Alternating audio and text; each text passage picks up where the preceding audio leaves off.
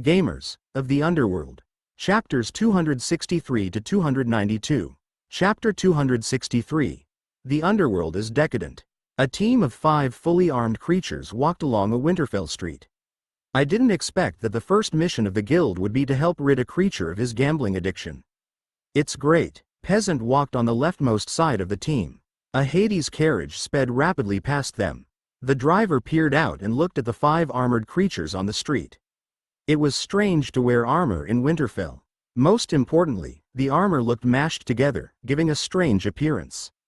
This game wants us to be rid of evils and to study hard. After playing this game, many gamers experience better school results. Playing the game for 10 hours daily is like studying for 10 hours. A home-based otaku found some construction-related work that earns a few hundred renminbi per day. That's awesome, Burning Chest Hair said. Not Wearing Pants quickly commented, what's the big deal about finding construction work? When a foreign game company discovered that an employee was a dungeon beta tester, he was immediately promoted to a manager responsible for making new game titles. He's imitating the dungeon game and earning an 8-figure salary. My God, that's fantastic. I'm going to apply for a position leading the development of games. Peasant was full of envy. Stop bragging. Think of how to complete the mission. Where is this old bro gambling den? Sylvanas took out an old and tattered Winterfell map that was provided by the mission originator. It looked like a map used by the elderly gnome when he was young.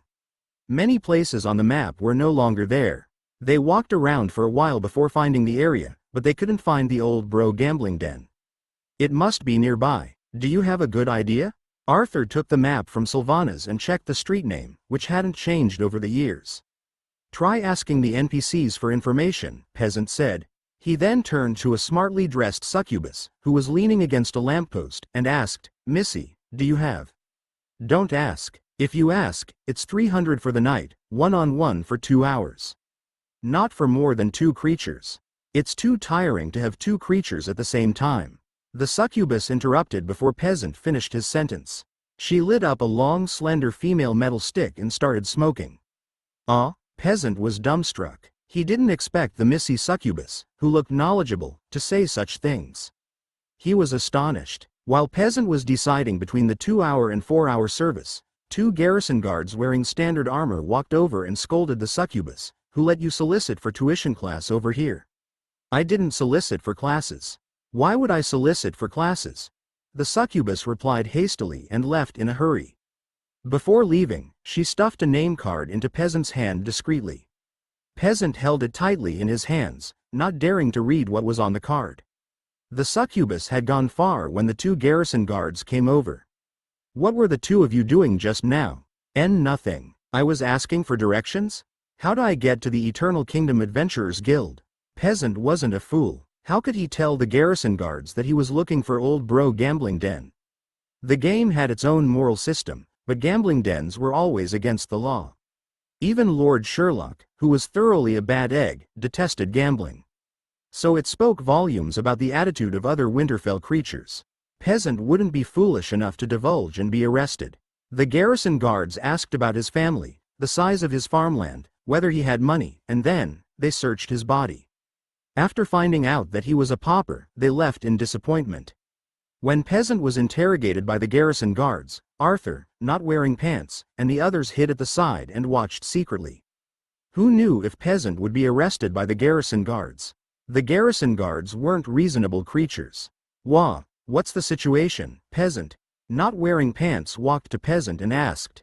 Just now, when she talked to me and asked me if I wanted services.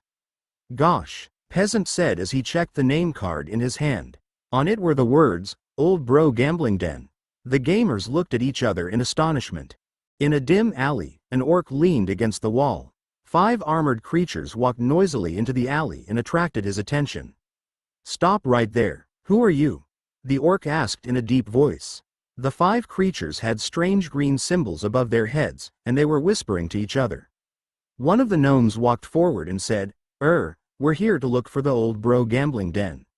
I have a name card. The orc took Not Wearing Pants' name card and examined it. Then he sized them up before saying, You're here to look for a home tutor? Do you know the prices? Home tutor? Peasant was shocked. Burning chest hair said softly, in our world, it's called a prostitute. In the game, it's called a home tutor. It's perfectly fine since the game has to go through censorship checks. I was scared to death. I thought the NPC wanted me to study, peasant nodded and said knowingly. The orc didn't hear them clearly. After examining the name card, he brought them to the far end of the alley. There was an open water pipe at the end of the alley. The orc pointed at the entrance of the pipe and said, "Go down the pipe, walk to your right, and follow the arrow to the end. Stomp your feet 3 times, and the door will open." What a strange secret signal. Sylvanas muttered to herself. The orc said, "That isn't a secret signal. The door isn't strong, so you can open it with 3 stomps. Remember to close it." The gamers were dumbstruck, and Arthur said, "Oh." He pushed the other 4 gamers and climbed into the water pipe. They followed the arrow sign and walked for a distance. Before long, they came to a door with the words, "Old Bro Gambling Den," on it. Tisk, tisk, it's a decadent game. Besides gambling, there's also adult content. I'll create a post on the forum to inform the rest.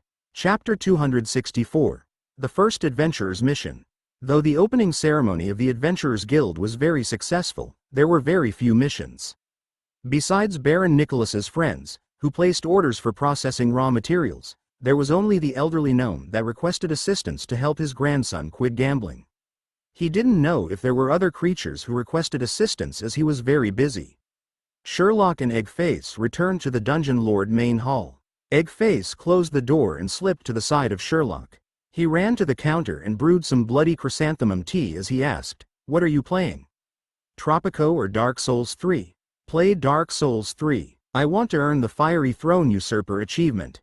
I haven't completed that." "No, I want to play other games," Sherlock said directly. "There's a recommendation for a game on the forum. I think it'll be useful for the management of the dungeon. I'll try the new game." "New game?" The eyes of Eggface lit up. "It's called Kenshi." Sherlock activated the game, Kenshi. Eggface put 2 cups of bloody chrysanthemum tea next to Sherlock. After being trained by Sherlock, Eggface was able to share his bloody chrysanthemum tea with others. The others were only restricted to Lord Sherlock. "What kind of game is that?" "The graphic quality is bad," Eggface said as he placed a stool next to Sherlock. "I feel it's bad too." Sherlock nodded in agreement. 24 hours later. "Don't beat me. I'm not escaping from prison. My legs are broken." Eggface spoke in his dreams and leaned against the corner wall. His fat body was curled up in a bundle while he spoke in his dreams. Sherlock was saving his game and exiting it. He then turned his head to look at Eggface, listening to his blabbering. Sherlock took out a blanket and walked to Eggface. He knelt down and used the blanket to wrap the small black dragon. He then stood up, opened the door, and threw him out. "Gosh, I received a babysitting mission. I'm supposed to make Eggface sleep. How do I do it? Like how we tell bedtime stories to the great white goose." "Lord Sherlock, are you too kind to the small black dragon?" Brew asked as Sherlock threw Eggface out. "As a superior devil, I feel that you should restrain the small black dragon such that he can't escape forever. A dog leash is necessary. Though there's a long period of time before Eggface becomes mature, he will be Lord Sherlock's capable general. I've thought of his name, Wings of Death. How's that? If he can't make it, he can still be a ride for Lord Sherlock. I'm recommending a good game, BTCH on the Dragon's Back. It's very popular. With such a name, I don't think it will be fun," Sherlock said mercilessly. "I'll only enslave the Black Dragon if I intend to declare war on all the dragons. Otherwise, I won't do such a foolish thing. Dragon riders are only myths. Only humanoids of the dragon race transform into other races to become riders. I haven't seen anyone using the dragons as a steed." Sherlock accessed the discussion forum. Times have changed. During our times, the dragons didn't dare to venture out alone. Those solo dragons were captured to be the steeds of devils, Brew said nostalgically. "We are living in a different time," Sherlock said as he started to browse the discussion forum. "Isn't Lord Sherlock curious about my past? I have hinted at my past from my conversations. Has Lord Sherlock ever thought that Brew was a dungeon core of the Great Satan? Haven't you had such thoughts before?" Brew asked curiously. "No, I'm not curious. You have a 50% chance of bluffing, Sherlock said as he examined a post on the front page created by Not Wearing Pants. It had garnered 10,000 comments. The records of the first adventurer's mission. W. Hello everyone, I'm not wearing pants. My 3 world views were challenged today. I'm very shocked by the unscrupulous methods used by the game producers in order for the game to survive. The survival instinct is very strong. I have never seen that before. The story begins from the first mission of the Adventurers Guild. This special mission was given by a gnome NPC at the Adventurers Guild. I don't know the details of the reward or any hidden rewards. With the unique plot animation, this mission is different from the rest. We understand that everyone is interested to know more about the mission. I created this post to inform everyone about the mission. I will start from the mission location, the Old Bro Gambling Den. Do you think that it's a gambling den? It's actually a tuition class. There were many topics, including languages of foreign races, Underworld Common Language, mathematics, physics, chemistry, and biology.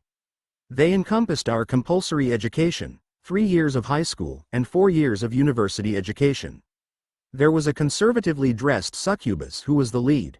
The smart succubus gave us a name card and spoke of 2 hours of service. The name card looks like this. Picture. The location is the Old Bro Gambling Den. We thought it was a gambling den. When we arrived at the location, the orc in the alley told us it was a tuition class. We thought that it was a euphemistic term for prostitution. I chose a Missy succubus and ordered 2 hours of service. We came up with 300 magic stones for the payment. Oh my god, you guessed it, it was a real tuition class. The tutor had very shallow knowledge, to the point that I could easily overwhelm her with my knowledge. Then she recommended that I become an adjunct tutor at the Old Bro Gambling Den. I have become an adjunct tutor and earned 100 magic stones for a day of tuition class. We discovered that our mission target was addicted to studying. He was the grandson of the elderly gnome, Xiaoming. We understood the mission requirement. Xiaoming deceived his grandfather into thinking that he was gambling, but he was actually studying. So our mission is to have him give up studying. Is that correct? As for subsequent developments, please keep a lookout for my post. Chapter 265. Just be my home tutor. Caillou. Just recite this list of frequency distributions: advanced algebra, real variables, functions, modern algebra, solutions, probability, and statistics to the grandson. I will respect him if he's still passionate about learning. If you're not successful in scaring him, then he's a good candidate for the Sacred Light Believer. He may be one of the main characters. Get him to join Eternal Kingdom. Ilvanda. This is a game produced by the Education Ministry, Lanxiang Technical School, and various high schools and universities to cause widespread agony to Oedicus. Moonlight Flicker. Instant. Advanced Algebra, Simplification, Geometry, Real Variables, Complex Variables, Modern Algebra. After this course of treatment, he will vomit after seeing equations. Not Wearing Pants. Thank you, brothers, for your suggestions. The gamers were enthusiastic in helping Not Wearing Pants as they suggested ways and means. Though Sherlock didn't understand what they were talking about, after seeing the various mathematical formulas and the complaints of the gamers, he believed it was a vicious plan. Tisk, tisk. The minds of the creatures are unpredictable, and the world is getting more decadent. After tens of thousands of years, the strong underworld creatures have become weak, studious chickens, and the trend is spreading like wildfire, Bruce said thoughtfully. Peace has reigned for a long time. Killing and fighting are no longer in trend. The emergence of these learning freaks is quite normal, Sherlock said casually. I didn't expect the gamers to become tutors with such high salaries. I'm very tempted. Lord Sherlock, you have to restrain yourself from using such evil ways to make money. It's better for us to be righteous and continue with our swindling and exploiting of the gamers. Brew panicked when he heard Sherlock was interested in making money from learning. Sherlock nodded and restrained himself very hard to dismiss his idea of opening a learning and tutoring class. The gamers have infiltrated into the learning organization. Does Lord Sherlock want to intervene? According to my understanding of the gamers, if we don't intervene, a lot of gamers will flood the learning organization to earn money after reading the post. That is a calamity to the underworld, Brew said worriedly. Sherlock shook his head and said, that isn't necessary. Use this opportunity to earn some magic stones. We'll deny all responsibility if the learning organization is exposed in the future. That makes sense, Lord Sherlock, Brew said in agreement. As the main crux of the problem, Zhao Ming was encountering a turning point in his life. A group of goblins, gnomes, and houndhead men looked for him at his favorite learning location. Zhao Ming was frustrated because he only wanted to study quietly. The visitors from Eternal Kingdom had interrupted his peaceful learning environment. Zhao Ming discovered that things weren't that simple. These creatures were not only knowledgeable, but they could also use many different ways to verify the Pythagorean theorem. And they were familiar with quadratic functions. Zhao Ming was unable to understand why they had such enviable knowledge but didn't care. He also didn't understand why they would be sad as though they were unwilling to study such knowledge. A creature even told Zhao Ming, "We do homework every day, attend 8 classes daily, and do self-study at night with no rest." Did we become passionate about learning? No, Zhao Ming, your grandfather is waiting for you. You must know that there are other things that are more meaningful than learning. Similar words were told to him for the past 2 days. They used various gimmicks such as mahjong, poker, gomoku, and the complex Witcher card game to inform Zhao Ming that there were other things that were more fun than learning. Initially, Zhao Ming didn't understand. He thought the creatures accepted his grandfather's mission to persuade him to give up learning. After some time, however, he found that it wasn't simple. If that was the case, why was each of them so knowledgeable? Soon, Zhao Ming was enlightened. These creatures were meant to test his resolve. After that, Zhao Ming became even more serious in his learning. Return home? Impossible. It was impossible to return home. He could only survive if he stayed there to learn. The ocean of learning was like a home to him. The symbols were attractive, and he wanted to learn all his life. With so many knowledgeable creatures looking for him, he could learn many things from them. Zhao Ming was feeling extremely content. Compared to the bliss of Zhao Ming, the gamers were feeling despondent. They thought it would be easy to dissuade Zhao Ming from learning. They thought they could bring him home so that he wouldn't stay at the old bro gambling den and be addicted to learning. But the reality was far from their wishful thinking. They even used mahjong and the Witcher's card game to entice Zhao Ming without any success. Zhao Ming seemed impervious to temptations, and he became even more studious. When they wanted to meet Zhao Ming, they had to prepare some questions for Zhao Ming to do before he would talk to them. Most of the other gamers didn't have the problems faced by Arthur and his companions. They didn't care about the mission. They were only concerned about becoming home tutors to earn magic stones. Chapter 266. Is this place the Adventurers Guild? In a main hall that wasn't luxuriously furnished, a wall had a large signboard that said, "Customers are Satan, Eternal Kingdom Adventurers Guild always welcomes you." Rows of wooden chairs and tables were placed in the middle of the hall. It was filled with 200 to 300 chattering goblins, gnomes, and houndhead men who had green words above their heads. They were the citizens of Eternal Kingdom and also gamers. Did you receive the adventurer's mission? Dragonborn walked to a table and asked a few seated creatures. No, there are very few missions. Why don't you check the discussion forum? Some gamers received missions. Ask if they're willing to sell them. Take a spear hit was disappointed. Don't think about it. The number of available missions is pathetic. You'll need to spend money to obtain missions. If you don't have money, the only way is to carry bricks, another gnome replied. This game is very practical. You enjoy it if you're rich and suffer if you're poor, Sealhead Ling Chong said hopelessly. Why don't we become home tutors? We'll earn easy money and use it to buy an adventurer's mission.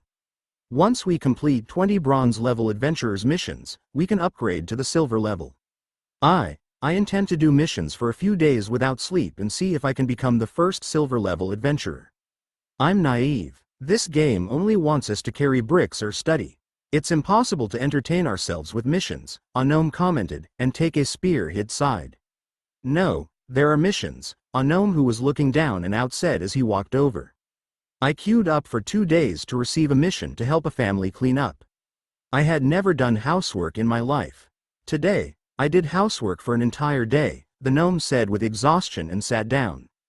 Dragonborn passed him a large pot of underground water that had been boiled to kill the germs. The gnome was taken aback but nodded to show his gratitude. He took the pot and started drinking. Though I don't feel thirsty, it feels good to drink, the gnome commented. Cleaning? You cleaned the whole day without discovering a hidden mission? Didn't you find a blood-stained hard disk or a long-haired lady's videotape? Take a Spearhead was shocked and asked, "Did you really do housework for a day and a night?" After receiving a nod, Take a Spearhead stood up and shouted, "Gosh! Don't talk about cleaning. I won't even pick up a leaf in the game. There's a new mission, helping to clear a clog in a toilet. Who wants the mission? Experience isn't required. You have to be small in size to climb into the tunnel." Brainiac shouted from the mission counter. Take a Spearhead dashed to the counter and said, Me. I have the smallest size. I'm a professional toilet plumber." Take a Spearhead shouted at Brainiac. Dragonborn was stunned. DMN, is he a fool? Sealhead Ling Chong looked at the back view of Take a Spearhead and muttered. Though the words were harsh, Dragonborn nodded in agreement. The gamers were anticipating more substantial missions. Besides orders from the factories, they only had missions about finding pets, cleaning chores, and sending kids to school to learn mana skills, combat skills, or technical skills. Clearing the clog in a toilet was a more disgusting mission. Some dishonest gamers tried to game the system.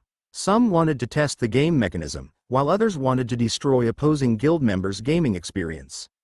The game didn't have avenues for guild conflict except for the guild war held at the Gladiator Arena. Gamers were unable to attack the Underworld inhabitants due to constraints set by Brew. However, they were able to do other things.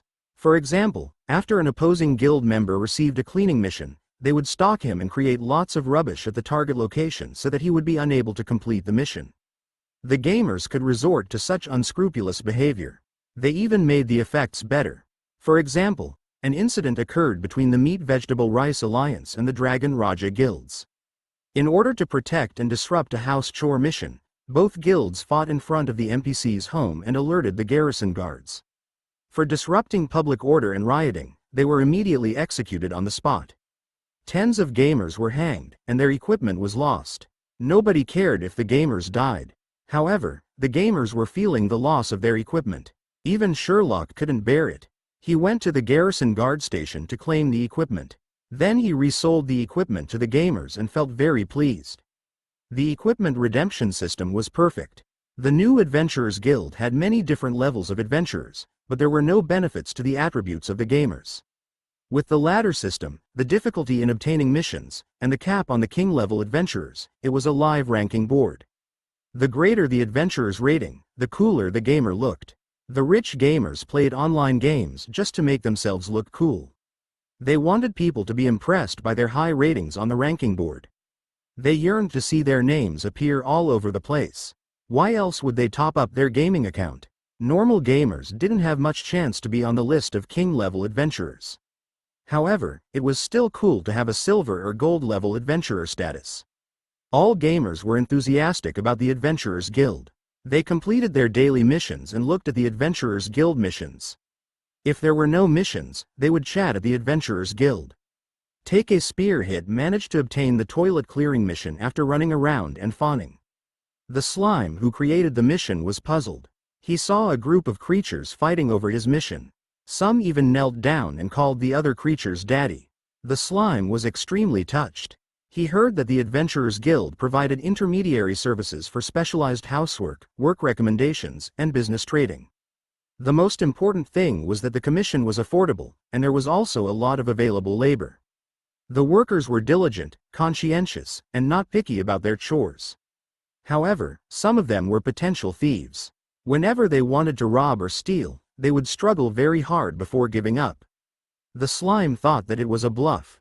How could there be such a responsible company in the underworld? But now, he believed it. The slime left happily with Take a Spearhead. It was a win-win situation. The other gamers looked on with disappointment. They sighed and sat down. I have a premonition. Once that unlucky Take a Spearhead leaves, we'll get a big plot, Sealhead Ling Chong said firmly as Take a Spearhead left. I don't think so. Even though his name is inauspicious, I don't think he's an unlucky star, a gnome who didn't believe in bad luck commented. It was then that a group of fully armed orc warriors walked in. There was malevolence in the air. One of them stepped forward and shouted, "Is this the Adventurers Guild that provides warriors? I want to speak to the management." Chapter 267. Warriors who don't want money. There were about 30 fully armed orcs whose armor was damaged, unlike the gamers who polished their armor like mirrors. The gamers even used animal oils to protect the equipment. Arthur, who was a serious gamer, prepared whetstones to sharpen his blade so that his weapon could do more damage. After the orc shouted, he surveyed the puzzled gamers.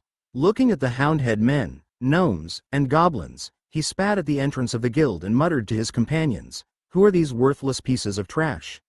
Are we able to recruit brave and fearless warriors? I don't know, Captain. They look weak and thin. Can houndhead men and goblins be warriors? Those gnomes don't look like magicians." An orc adjutant who was full of dissatisfaction walked beside the strong orc captain. "Apologies, do you require any services?" Evelyn asked. The fierce-looking orc spoke only 2 sentences before he turned and got ready to leave. Evelyn thought that there was a large order, but when she saw the orc warriors leaving, she caught up with them timidly. "Give way, we're looking for real warriors. Let these weak chickens play with their eggs." The captain didn't become a gentleman even though Evelyn looked gentle and cute. Evelyn panicked when the orcs started leaving. Sherlock had planned for the Adventurers Guild 3 days in advance. After several seconds of consideration, he handed the business over to Evelyn solemnly. No matter what, Evelyn had to spruce up the business. Evelyn inhaled deeply and wanted to stop the leaving customers. She saw tens of creatures walking towards the guild entrance. They had superior equipment and firm gazes. With their walking posture, one could sense that they were good fighters with rich combat experience. The orcs were blocked by a group of gnomes and houndhead men. The gnomes and houndhead men had green words above their heads. Below their names was the guild name, which was Pioneer Alliance. They were the veteran gamers from the first beta testing. The leaders were 4 of the richest gamers: Arthur, not wearing pants, Sylvanas, and burning chest hair. Peasant wasn't a rich gamer, but he was on close terms with the rich gamers, so he was always with them. The 2 groups met each other. The 30-strong orcs looked warily at the 100 houndhead men and gnomes while the orc leader looked at Arthur. While the 2 leaders gazed at each other, the gamers started their discussion. "What's up with these orcs?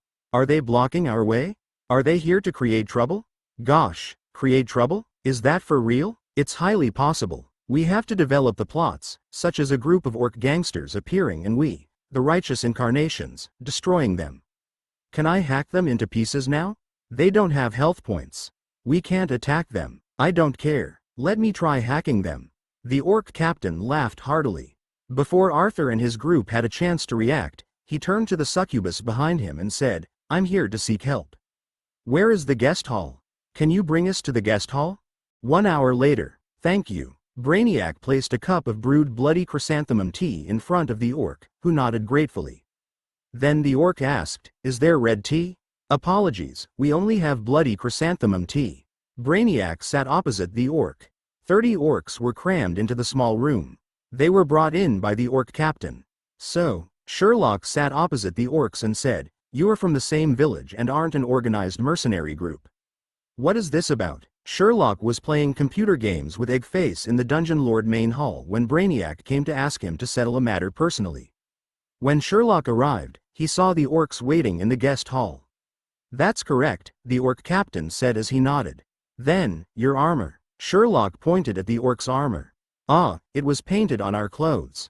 The armor isn't real. As for the weapons," the orc captain placed his axe on the table and said in a crisp voice, "This is a fake axe. We create it using baked clay." "I see. Why did you disguise yourselves and come to the Adventurers Guild?" Sherlock frowned and asked. As they were entrusting missions, he had to clarify things so that he could provide services and earn their magic stones. While they were talking, a feather pen floated in the air and started writing on a blank sheet of paper. "We don't mean to deceive you, Lord Sherlock," the orc captain said earnestly. "We use all of this to scare off our would-be invaders. Though we don't stay in Winterfell and won't have to pay taxes, we have to take care of our safety. Hence, our elders organize fights to scare off the wild beasts. For recent generations, there has been a dwindling number of wild beasts. The real armor and weapons were unusable after long periods of neglect, so we had to create imitations. We feel safer with our disguises since it's our first time coming to Winterfell." "Yes, yes." The group of orcs nodded in agreement. "Ah, why did you leave in the first place?" Evelyn couldn't help asking. Because we saw a lot of creatures with superior equipment and because there was a lot of wooden furniture.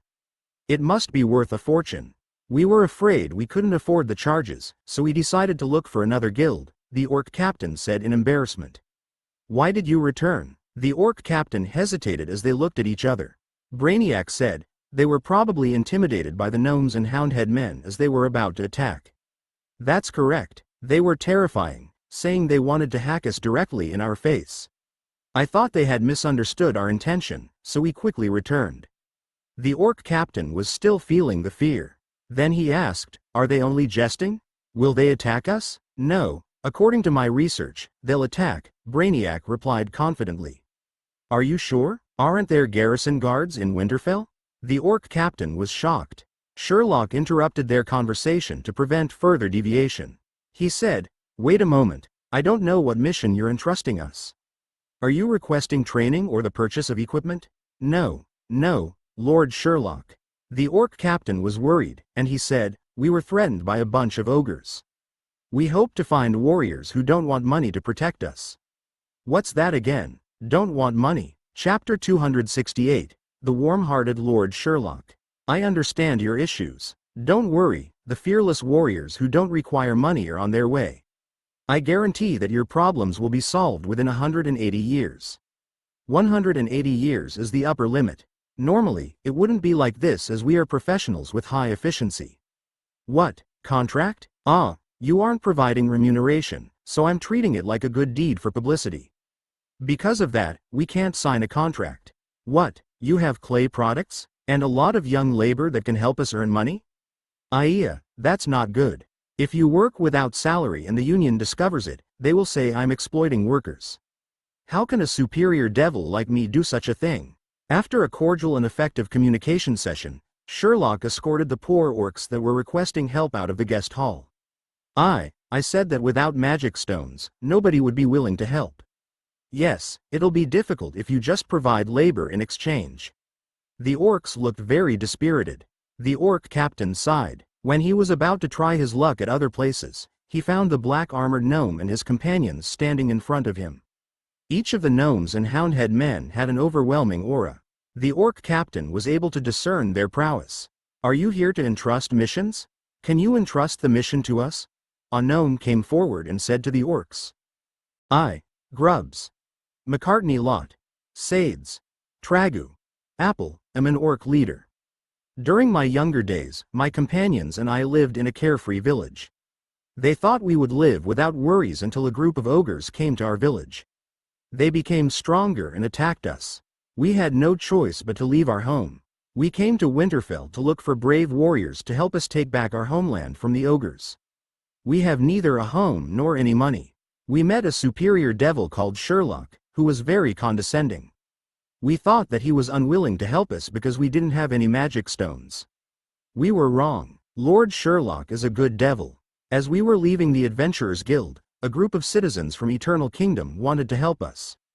Besides them, the nearby goblins, gnomes, and houndhead men also provided assistance. That must have been an order from Lord Sherlock. Without his order, why did so many of his servants help us? The later conversations confirmed this point. Shirley? Yes, he lets us help others. Yes, Shirley let us help in this mission. Entrust the mission to me. Please, I'll help you complete the mission. Get lost. I'm Shirley's most loyal servant. I'm willing to do anything for Shirley. Tell us when we're setting off. I was very touched by them. I also heard their other comments. Gosh, are the orcs in the game that weak? Fighting ogres? Is that a new version? Oh my god, after all the studying missions, we finally have classic RPG content. Are there any rewards for the mission? It must be a hidden plot. We thought cleaning chores were hidden plots, and they were just cleaning chores. This is a realistic online game. Carrying bricks is carrying bricks, learning is really learning. Helping others and cleaning are both as advertised. Why are you confused? They were a bunch of humorous creatures. Why are the houndhead men intelligent? I don't quite understand. Perhaps times have changed. I'm very happy they're willing to help me. I hope they can help us take back our homeland. As for rewards, 300 kilograms of salted fish, clay-flavored saline and alkaline soil, and lots of young labor to help us do work. I feel that such rewards are sufficient. Not wearing pants informed the guild members at the home of the pioneer in Eternal Kingdom. What's the situation? Was the mission given to us? A beta gamer quickly asked. The situation is that other guilds are coming to join us, Dragon Raja, the Meat Vegetable Rice Alliance, and other guilds, Peasant explained. Another gamer said with disappointment, it's not easy for us to accept a combat mission, and there are so many guilds fighting with us. There's no choice. We can't stop other gamers from accepting the mission. According to the orc, Apple, the ogres are extremely strong. The more gamers, the better. It seems like a plot mission, and it's good that we complete the mission together. Not wearing pants consoled everyone. No matter what, let's nail it down. Now, please list the mission requirements. Sylvanas clapped her hands to attract attention, and she said, starting from tomorrow, let's extend our online duration. Those who are studying or working won't have a chance to participate in the mission. If you wish to participate, find some friends to carry you, because there's no teleport portal and we don't know what will happen along the way. Wah, so hardcore? Don't we have something similar to teleport portals? Why can't we use the same method to teleport like before? This game design is unreasonable. It's discriminating against the working class. Other games require topping up of the account. This game is killing us. The group was complaining, but the mission required the gamers to follow the orcs to their homeland. There would be many gamers going. If there was waiting for gamers, then the journey would be delayed indefinitely. They confirmed that there were no teleport portals and no airship. Besides the 2 beetlemans that they had brought, there was nothing else. They thought of bringing more beetlemans, but to bring the beetlemans to Winterfell required 3 days of travel. The airship was faster, but it belonged to Eternal Kingdom and not the gamers. The airship was a plot tool and could only be used in Sherlock's plots. Similar scenes were enacted in the various guilds. The beta gamers weren't the only gamers who wanted to participate in the mission. After being restless for a long time, the gamers could finally kick some asterisk. Apple brought his orcs to the eastern gate of Winterfell. According to his agreement with the Eternal Kingdom servants, they would set off from there in the morning. Then they would walk for 3 days and return to Apple's village, which was occupied by the ogres. Though he wasn't sure if the goblins, gnomes, and houndhead men could defeat the invaders, they were his only hope. As Apple was thinking of defeating the ogres, he brought his orcs and arrived at the eastern gate. He didn't expect to see the place filled with creatures and the nervous garrison guards who came to maintain order. The goblins, gnomes, and houndhead men were checking their equipment. Some were chatting, some were shouting at the garrison guards, and some were even dueling in the crowd. What was happening? Chapter 269, Self-Developed Plot. In the chaotic crowd, a gnome swordsman and a gnome assassin were having a death duel. Dragonborn tried his best to regulate his breathing. He couldn't feel pain, but his 5 senses were extremely acute. It could be the result of the game's coding. Whatever the reason, Dragonborn enjoyed this combat that allowed him to use his strength and the freedom of unrestrained fighting. The wrestling techniques that he had learned could be applied in the game. Even his self-motivation method was effective in increasing his combat power. His opponent was Burning Chesthair. Dragonborn had stabbed Burning Chesthair many times, but Burning Chesthair didn't suffer any wounds due to his superior equipment. A fighter with good skills was always welcomed everywhere. The surrounding gamers cheered them on. There was no feud between Burning Chesthair and Dragonborn. It was just a common race for the flag competition. The gamers had agreed to meet the NPC Apple at 8 in the morning. They were to set off at Winterfell's eastern gate and help the orcs regain their homeland. How could the gamers arrive at 8 in the morning when there was such an exciting mission? When it was just 6 in the morning, the gamers started appearing at the eastern gate, chatting while waiting for the rest. As time passed, there were more gamers. Selling Winterfell T1 level equipment. Various kinds of green and blue equipment. Purple equipment has to be pre-ordered. Buying magic stones. Buying magic stones with renminbi. I'll take all. Is anyone lacking a team member? I want to participate in this mission, but I have no team. Dragon Raja is recruiting members for 5 of its teams. There are only 30 members in each team. Make haste if you are participating in Apple's mission. Join the guild before joining the team. We're giving out equipment, magic stones, and a renminbi monthly salary. The guild chairman is a rich gamer. Anyone game for race for the flag. Only 100 coins for each round. Selling exquisite salted fish that can increase your defensive power. Selling bloody chrysanthemum tea that is the same type used by Shirley. Selling gnome tuxedo. Come and take a look. Similar shouts were heard everywhere. It was only 7 in the morning. Tiny Meatball narrowed his eyes and yawned. He was awoken by his assistant Cherry. Cherry woke him up because a group of creatures with green words above their heads had gathered at the eastern gate, 1,000 of them. Tiny Meatball perked up. What was that? Was Eternal Kingdom attacking Winterfell? Impossible. Eternal Kingdom and Winterfell had close diplomatic relations. Sherlock and his servants even saved Winterfell a while back. Tiny Meatball woke up and followed the garrison guards to the location. He gazed at the scene. The gamers were jumping around, singing, trading goods, and fighting. I was an intern for 2.5 years. Some of them made funny gestures at the garrison guards, and they were immediately arrested and hanged without a trial. The creatures didn't even attempt to save their comrades. Instead, they clapped and cheered. Tiny Meatball gasped in astonishment. Though he was taken aback, he had to maintain order. After asking around, he understood why they were gathered at the eastern gate. A group of orcs whose homeland had been occupied by ogres came to Winterfell to seek help. The servants of Eternal Kingdom were going to be their saviors. The garrison guards weren't against good deeds, but the creatures were blocking the eastern entrance, chatting, trading goods, and fighting. As they were servants of Eternal Kingdom, Tiny Meatball didn't dare intervene as long as they didn't create trouble in Winterfell. Tiny Meatball encountered the village orcs, who were led by Apple. Apple was surprised when he saw the scene. He thought there were at most 100 to 200 warriors, but there were 1,000. Apple's eyes were welling with tears. His homeland was saved, that was what he thought. In the Dungeon Lord main hall of Eternal Kingdom. Aia. Why are you such a novice?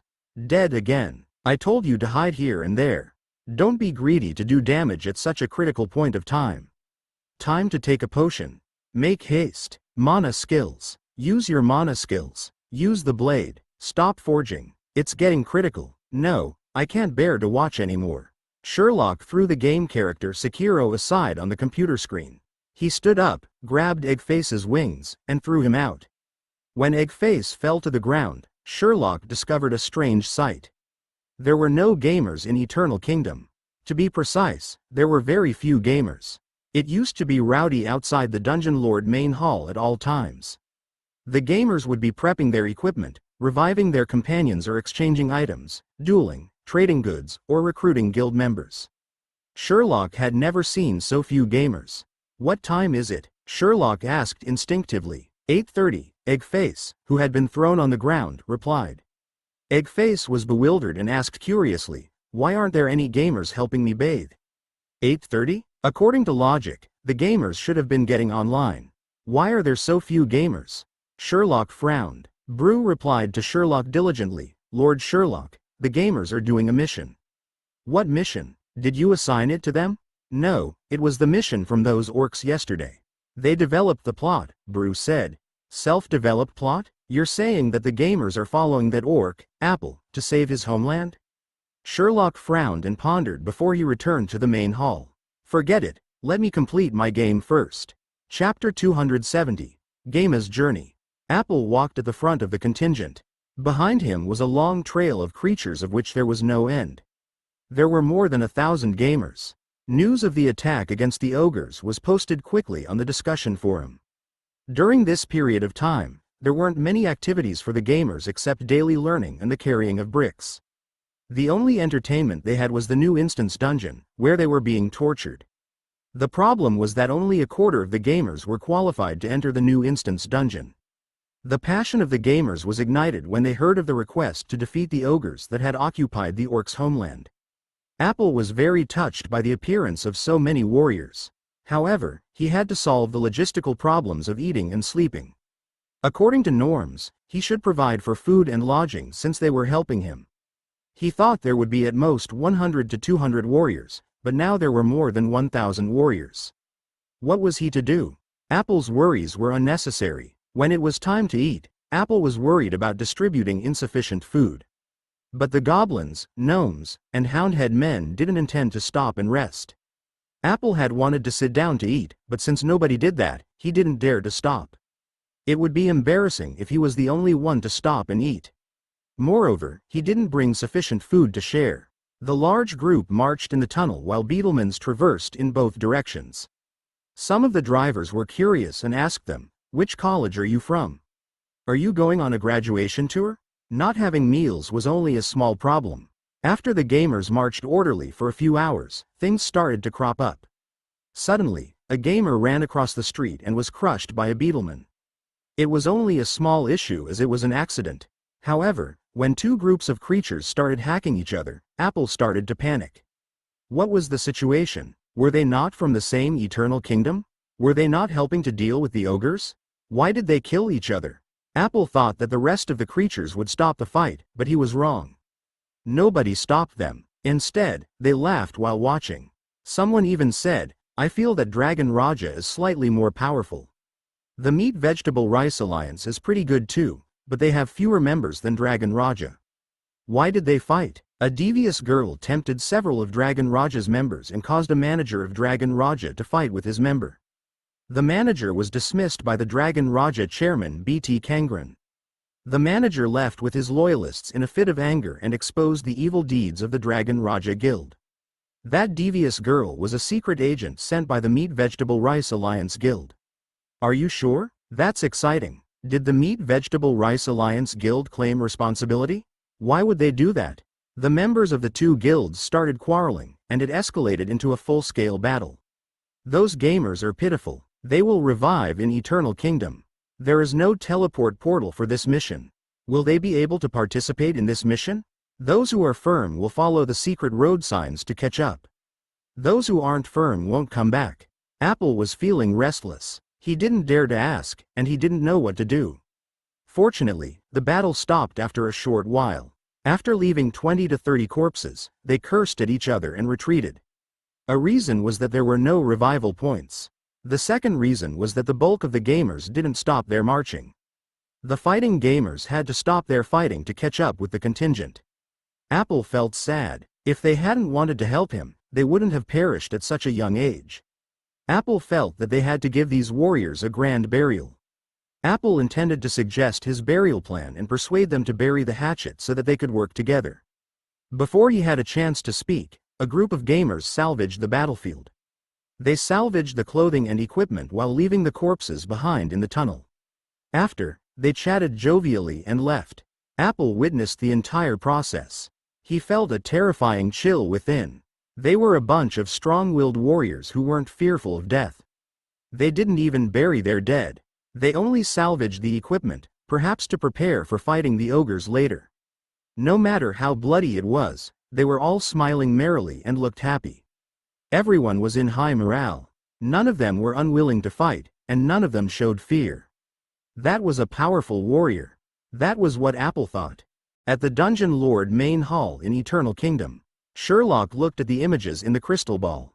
A group of gamers sat on the ground, eating. The gamers belonging to a guild would bring a cauldron and fire building material and would grab some clay from the roadside to cook. Of course, there were poor gamers who ate the clay directly. Sherlock had been observing the contingent for a long time. How many gamers are following those orcs?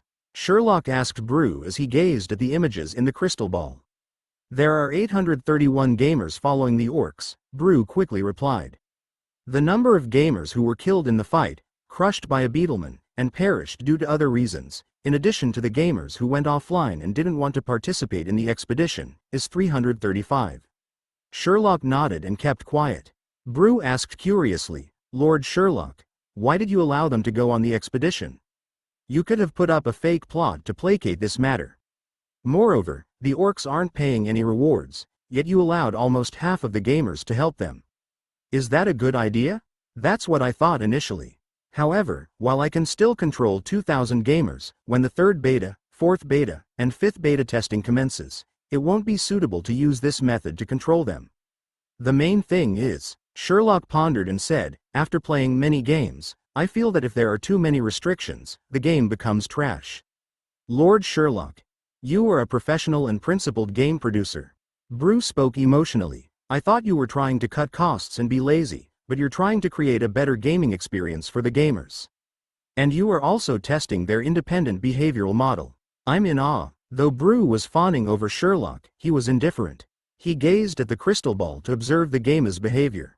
After ensuring that there were no mishaps, Sherlock let Brew observe the gamers and report to him if problems arose. Sherlock was going to do deep research by playing computer games. As for Eggface, he was already thrown outside by Sherlock. The journey undertaken by the gamers had only just started. Chapter 271. Are these your reinforcements? Apple didn't expect to see such a bitter journey. He was full of confidence, leading a 1,000-member contingent to travel over hills and back to his homeland to chase away the evil ogres who invaded his home. Even though there were some mishaps during the journey, like traffic accidents and rage killing between guild members, it was still quite alright as a whole. As the days passed, when they were about to reach their destination, he discovered the number of goblins, gnomes, and houndhead men dwindled. Some were killed in fights or crushed by beetlemans. A large number disappeared after running around in a small tunnel after leaving the main underground tunnel. Even more of them didn't wake up after sleeping at night. Why did they not wake up? Apple wasn't sure. He thought they were sick. They ate little and slept little. They didn't even drink water. It would be strange if they didn't fall sick. Seeing the contingent getting smaller, Apple was sad. He was filled with remorse and blame. If they weren't helping him, they wouldn't have perished in these desolate lands. Those were hundreds of lives. While Apple was moping in depression, the green-skinned warriors took it as though nothing had happened. They smiled merrily and asked questions. Why aren't we there yet? Why is it so far? We have been traveling for the past few days. I can't wait to kill the ogres.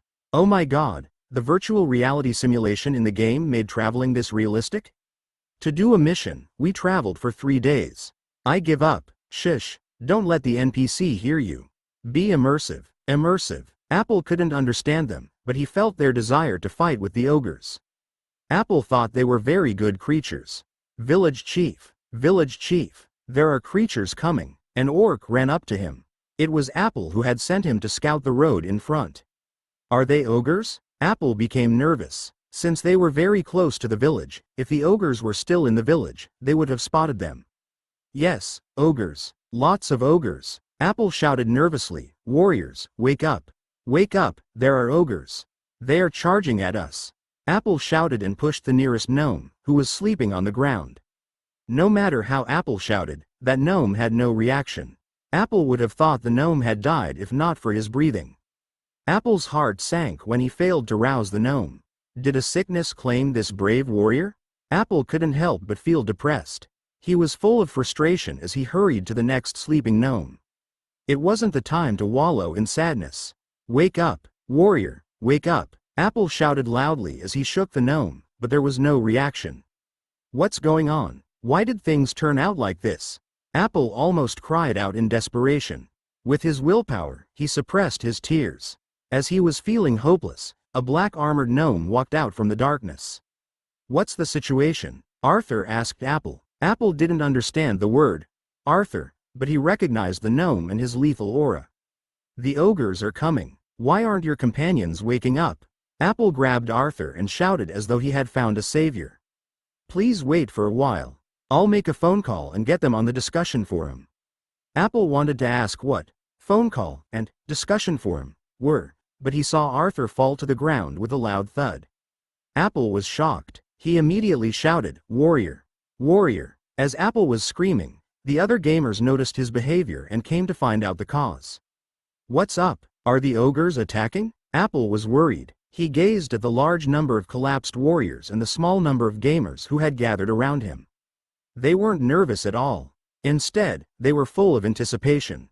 The ogres are coming. Apple screamed loudly. What the heck? Wake up the others. Isn't it midnight? The lousy game producer has to run the plot animation at this hour? Gosh, I was about to sleep. The gamers screamed and collapsed to the ground. They breathed uniformly on the ground. Fell asleep? Apple was stunned. He couldn't help it as tears flowed out. He wailed out loud, Village chief, don't cry. A few awakened orcs wore their fake armor and said to Apple, let's arm ourselves. The ogres are coming. An orc wanted to grab a sword from a gamer and pass it to Apple. He tried to grab it, but it didn't budge. He used all his strength, but the sword wouldn't budge. They had no time to consider all these weird happenings. Sounds of rapid footsteps were heard from the tunnel in front. 3 large beetlemans ran over noisily. They were fully armed and had spikes like a hedgehog. On top of each of the beetlemen were tens of ogres. There were a total of 50 ogres. The ogres were tall, and the orcs were only as tall as their shoulders. There were white, blue, and red ogres, but most of them were gray in color. Each ogre had huge solid muscles and looked extremely strong. They looked very cool when they wielded large blades and maces. A tall ogre stood in front of the gamers and looked at the standing Apple. Then he laughed condescendingly and asked, "Are these your reinforcements?" Chapter 272, Goblin Grand Priest. The ogre standing before him was very tall and had black skin. His protruding fang was as sharp as a dagger. Apple swallowed hard. The dominance of the huge ogre made him unable to breathe. What a terrifying creature, Apple thought. Apple, I told you before not to return. Your homeland has been occupied. You should be thankful I have just eaten. I'm not going to eat you. Get lost. The ogre laughed sinisterly. He surveyed the gamers on the ground. Then, he grabbed an offline gamer in disdain and threw him at Apple's feet like a puppet before saying, "Are these your reinforcements? After meeting us, they're motionless." Ha ha ha ha. Apple blushed with shame. He was about to fight the ogre with his life. Gosh, it's incredible. The game's AI is so cool. The monsters are taunting gamers? This isn't unusual. However, this behavior is stinky. As Apple was gathering his strength, he heard a few gnomes whispering to each other. Though their voices were soft, it wasn't because of fear, it was as though they were afraid of disrupting the conversation. As Apple was preparing to sacrifice himself, he saw a gnome pick up a small pebble and throw it at the ogre. The pebble hit the kneecap of the ogre and made a tiny, pom, sound. The surrounding air froze. The ogre looked at that gnome in disbelief, while Apple gaped in astonishment. The few gamers started shouting, "Gosh! We can attack now? The plot animation has ended?" The ogre lifted his mace and looked malevolently at the gamers. At this moment, the gamers slowly awoke from their sleep. Far from the main underground tunnel, 50 ogres and hundreds of gnomes, houndhead men, and even goblins were fighting. The ogre leader wasn't fearful of the goblins and houndhead men, though he was slightly concerned about the gnome magicians. Seeing as goblins and houndhead men were weak-willed, most of them would flee after a few were killed. What was the use of large numbers? It was only a matter of killing a few of them. The ogre leader had a special intimidation technique. That was maiming his opponent but not killing them. A maimed opponent who looked pitiful had a better deterrence effect. When the ogre leader broke both legs of a goblin and chewed them, the goblin didn't scream in pain. Instead, he crawled and used a short sword to stab the ogre's leg. Their combat willpower was terrifying, and some of them used mana skills like Mana Wind and Fireballs, which were simple and did little damage. However, it was a different story when tens of fireballs wreaked havoc on the ogre. The main point was that during the casting of spells, they sang the incantations as though they were showing off. A nearby dying gnome laughed hysterically. A gnome whose arm was dangling by his side plucked off his arm and threw it at a gnome magician who was singing an incantation. "Is that how you speak the Hufei dialect?" The ogre leader was disoriented. He was unable to understand the situation, and fear gradually crept up within. They were a bunch of monsters. The ogre leader was very sure of that. "Retreat. We're retreating to the stronghold." The ogre leader plucked a houndhead man off his back and threw him to the ground. But another gnome climbed on him. The ogre leader roared in panic, but he didn't have to shout. His companions had started to retreat in the direction of the beetlemans after being sieged by the fearless gamers and sustaining casualties. A fully armed ogre was beaten to death by a group of gnomes and houndhead men. His body was full of wounds and blood spilled on the ground. Then there was the second and third casualty. There weren't many ogres. As the ogres sustained casualties and the enemy had an overwhelming ratio, it was time for a full retreat. However, it wasn't easy to retreat when surrounded by the gamers. The ogre leader turned around to see a goblin who was laden with bladder bombs raising his huge hammer and charging at him.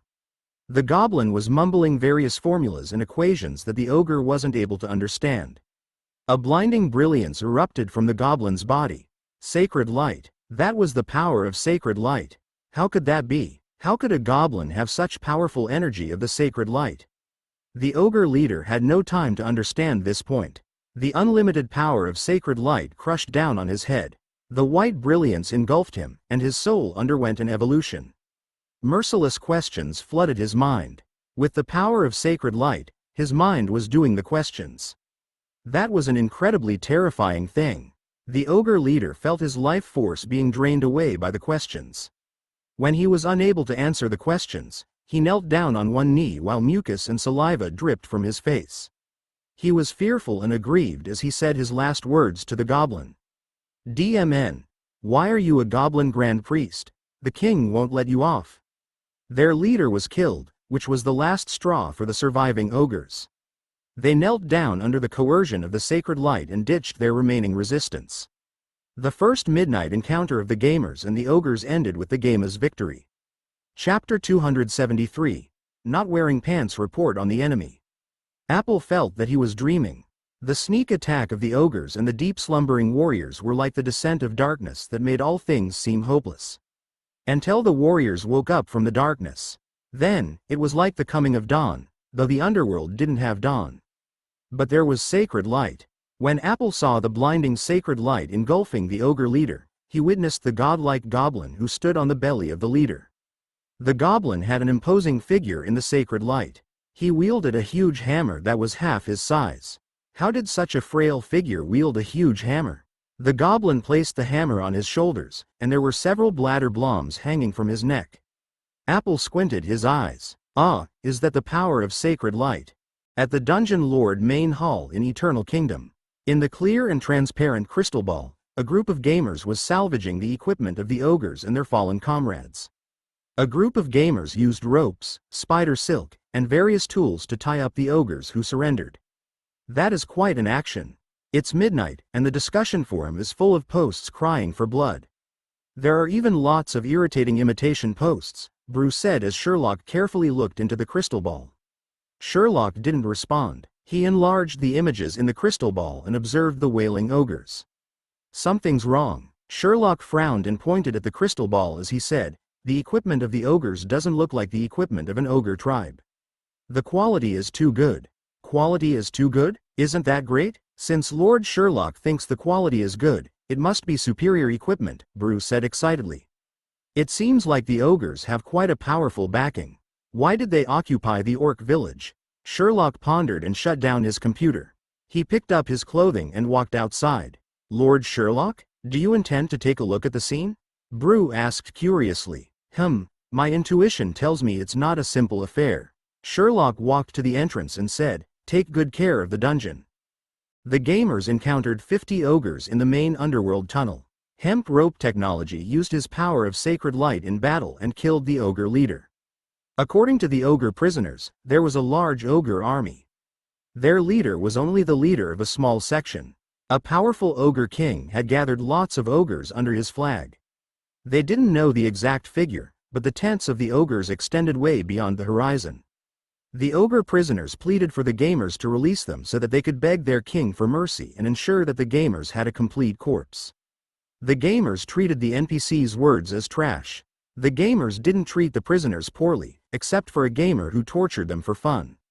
As the gamers were far from the revival point in Eternal Kingdom, they had no chance to replace their casualties. The gamers weren't bothered by it though, as they were simply having fun. After the first battle, out of the remaining 600 gamers, there were over 100 dead and 100 wounded. Less than 300 gamers were combat ready. Hence, the gamers started to become nervous. After some discussion, they unanimously decided to reduce unnecessary casualties. The game, Dungeon, wasn't a normal game and couldn't be understood using logic. Besides reducing casualties, Not Wearing Pants created a post on the discussion forum to explain the situation. He hoped that more gamers could come to support their war effort. The contents were, W. Hello everyone, I'm not wearing pants. Danger. This is a crisis. The game officials didn't post any announcements and released a huge plot mission. It isn't a battle campaign scenario as the mission area isn't a sealed location. We can actually travel to this location. But there isn't much of a difference as the distance is very far. It required a 3-day journey without any delay to get here. We marched quickly for 3 days to come here. We shall not mention the fact that the lousy game producer secretly released this mission. I will explain the details of the mission. This mission is very sketchy and without any system announcements. It is more like a strange encounter mission for a large plot without any concrete rewards. We only have the NPC's word of salted fish, clay-flavored soil, and labor. We collected the loot from the ogres. From the fierce battle last night and the scale of the enemy, this is clearly a mission with generous hidden rewards. Let us take a look at our undistributed loot, the ogres' weapons and armor. Picture, picture, picture. The equipment was far superior to most of our equipment. These are uncensored pictures of the ogres in high definition. Picture, picture, picture. Last night, hemp rope technology appeared in the battle with the first use of the power of sacred light. While reciting mathematics and physics formulas and being filled with the power of sacred light, hemp rope technology crushed the strongest ogre leader. Picture. We don't know his name. Though we won the first battle, according to our prisoners, there are countless enemies waiting for us. However, we are only left with around 300 combat-ready gamers. Considering how hardcore the game is, if we all perish here, we will cause the death of the orcs, and our mission will fail. As such, please come quickly to reinforce us. We won't advance. Instead, we will fortify our lines and do reconnaissance. The following summarizes our moves. The enemy advances, and we retreat. The enemy fortifies, and we retreat. The enemy is exhausted, and we retreat. The enemy retreats, and we retreat. Before we know about the enemy's situation, we will retreat. I know that it's hardcore to march for 3 days. We are here to play games, so you don't have to listen to my plea, but for those who want to experience this mission, please make haste. We will wait 5 days for the rest of you to catch up. We have left secret signs to guide you to us. The veteran gamers have also posted a map for the journey. You can download the map as a guide. Do not wander around, as a lot of us went missing. We had 1,000 gamers but were reduced to a pathetic 600 gamers. I hope to see everyone here. Here are some high-definition, uncensored pictures for your enjoyment. Picture, picture, picture, picture. Chapter 274. He revived in Eternal Kingdom. In a room filled with sunlight, a bird chirped on an air conditioner compressor. The cell phone on a table by the bed emitted a shrill alarm. The time was 8 a.m. A pale hand grabbed the phone and turned off the alarm. A person sat up on the bed, their face obscured by the blinding sunlight. The man put the cell phone back on the table, got up, and walked out. Time passed, and a person came in and walked to a gaming capsule. He opened it and got in. When the capsule door was closed, it was quiet. The capsule hummed to life, and his awareness slipped into the game world. ID. Dragonborn, Gnome. Dungeon Reputation Level 4. Proceed, exit. Game is connecting to server, please wait. Who? Dragonborn opened his eyes and inhaled deeply. There were various mixed sounds. Are you online? Take a spear hit hasn't arrived yet. Dragonborn sat up and saw a houndhead man whose back was facing him. He was Sealhead Ling Chong. Sealhead Ling Chong's pauldron was completely destroyed, and his right arm was dangling, a dirty bandage wrapped around his shoulders. He was injured by a comrade with a hammer while fighting the ogres a few days ago. Sealhead Ling Chong didn't have to go after that comrade as his head was crushed by an ogre's mace. That comrade was revived in Eternal Kingdom. Is your shoulder all right? Is it painful? Dragonborn asked and felt it was strange. Sealhead Ling Chong turned his head and they were dumbstruck. Then both of them laughed. Gosh, the game is so realistic that I'm disoriented. I adjusted the pain threshold and the shoulder pain is killing me. Don't you think it's painful? It's really cool to be injured and have your companions worry in the game. Sealhead Ling Chong said thoughtfully as he shook his head. Dragonborn nodded in agreement. They were in awe of the game and its incredible realism. This was the reason they marched for 3 days, shouted for help in the forum, and made a few phone calls that made hundreds of gamers wake up at midnight to get online. To them, it was their second life in an alternate reality. Dragonborn stood up. In reality, he had to brush his teeth, wash up, and eat breakfast. However, in the game world, he didn't have to do all of that, though he still had to eat. After sleeping for a night, the first thing to do was eat some clay. Dragonborn didn't have any clay in his backpack. The existence of the guild allowed gamers to help each other. Before they set off for the mission, Dragonborn had assigned the guild members to prepare a cauldron and fire-making materials. They were to be used now. After the cauldron was lit, they obtained nearby underground water and clay. After cooking it with a special technique, the clay could be eaten. The breakfast was ready early in the morning. The goblin in charge of breakfast for Springfield Flower Kindergarten was still a goblin after a few months. His combat skill was horrible. There were such gamers who weren't specialized in combat. No matter how they learned, they couldn't fight. Considering everyone had the same body, the biggest reason was attitude. The only difference was the combat technique itself. Some gamers panicked when they held a weapon. How could they be good at fighting? They were most likely life connoisseur gamers, like scientists. Or they could learn how to create bladder bombs and gather research and knowledge to become a sacred knight from hemp rope technology. Everybody had witnessed the power of sacred light. Of course, the requirements were good learning results and passing the sacred light examination. Dragonborn wasn't chosen for this path. Most of the gamers weren't chosen for this path. The gamers and 30 of the orcs set up camp at a natural cave. Apple was familiar with the terrain, which was desolate. There was clay, water, and even fluorescent grass. This was a suitable campsite. The cave was large enough to accommodate 300 of them. Take a spear hit awoke. Everyone got online punctually at 8 a.m. Sealhead Ling Chong was a professional gamer, so he was online early. The three of them, together with the Springfield Flower Kindergarten Guild members, had breakfast. Then a few of the members stayed back to clear the fire and the cauldron. Dragonborn took Take a Spear hit and the wounded Sealhead Ling Chong to the gamers' meeting. The meeting consisted of a few guild chairpersons and management. They discussed their next move. During the 2 days after defeating the ogres, several of these meetings were held. The battle with the ogres caused more than 300 casualties. They had to manage the remaining 300 warriors carefully. For those who survived the battle with the ogres, they were capable guild members. Without capability and persistence, they wouldn't have survived until now. Dragonborn arrived at a cleared empty space where many guild members had gathered. They were from various guilds, such as Dragon Raja, the Meat Vegetable Rice Alliance, Cool Breeze Buttocks.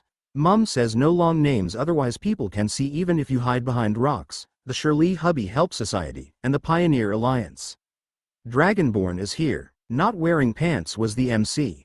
When he saw Dragonborn, he led Dragonborn to an empty spot. Dragonborn saw Sylvanas, Peasant, and Arthur. Burning Chest Hair was missing. Bro Chest Hair must have revived in Eternal Kingdom. Dragonborn thought. Chapter 275. The Non-Existing Intelligence Organization's Mission. On the desolate ground that was filled with black rocks, besides illumination from the fluorescent grass, there were no other sources of light. A few gnomes hid behind the rocks as they looked warily at a distant village.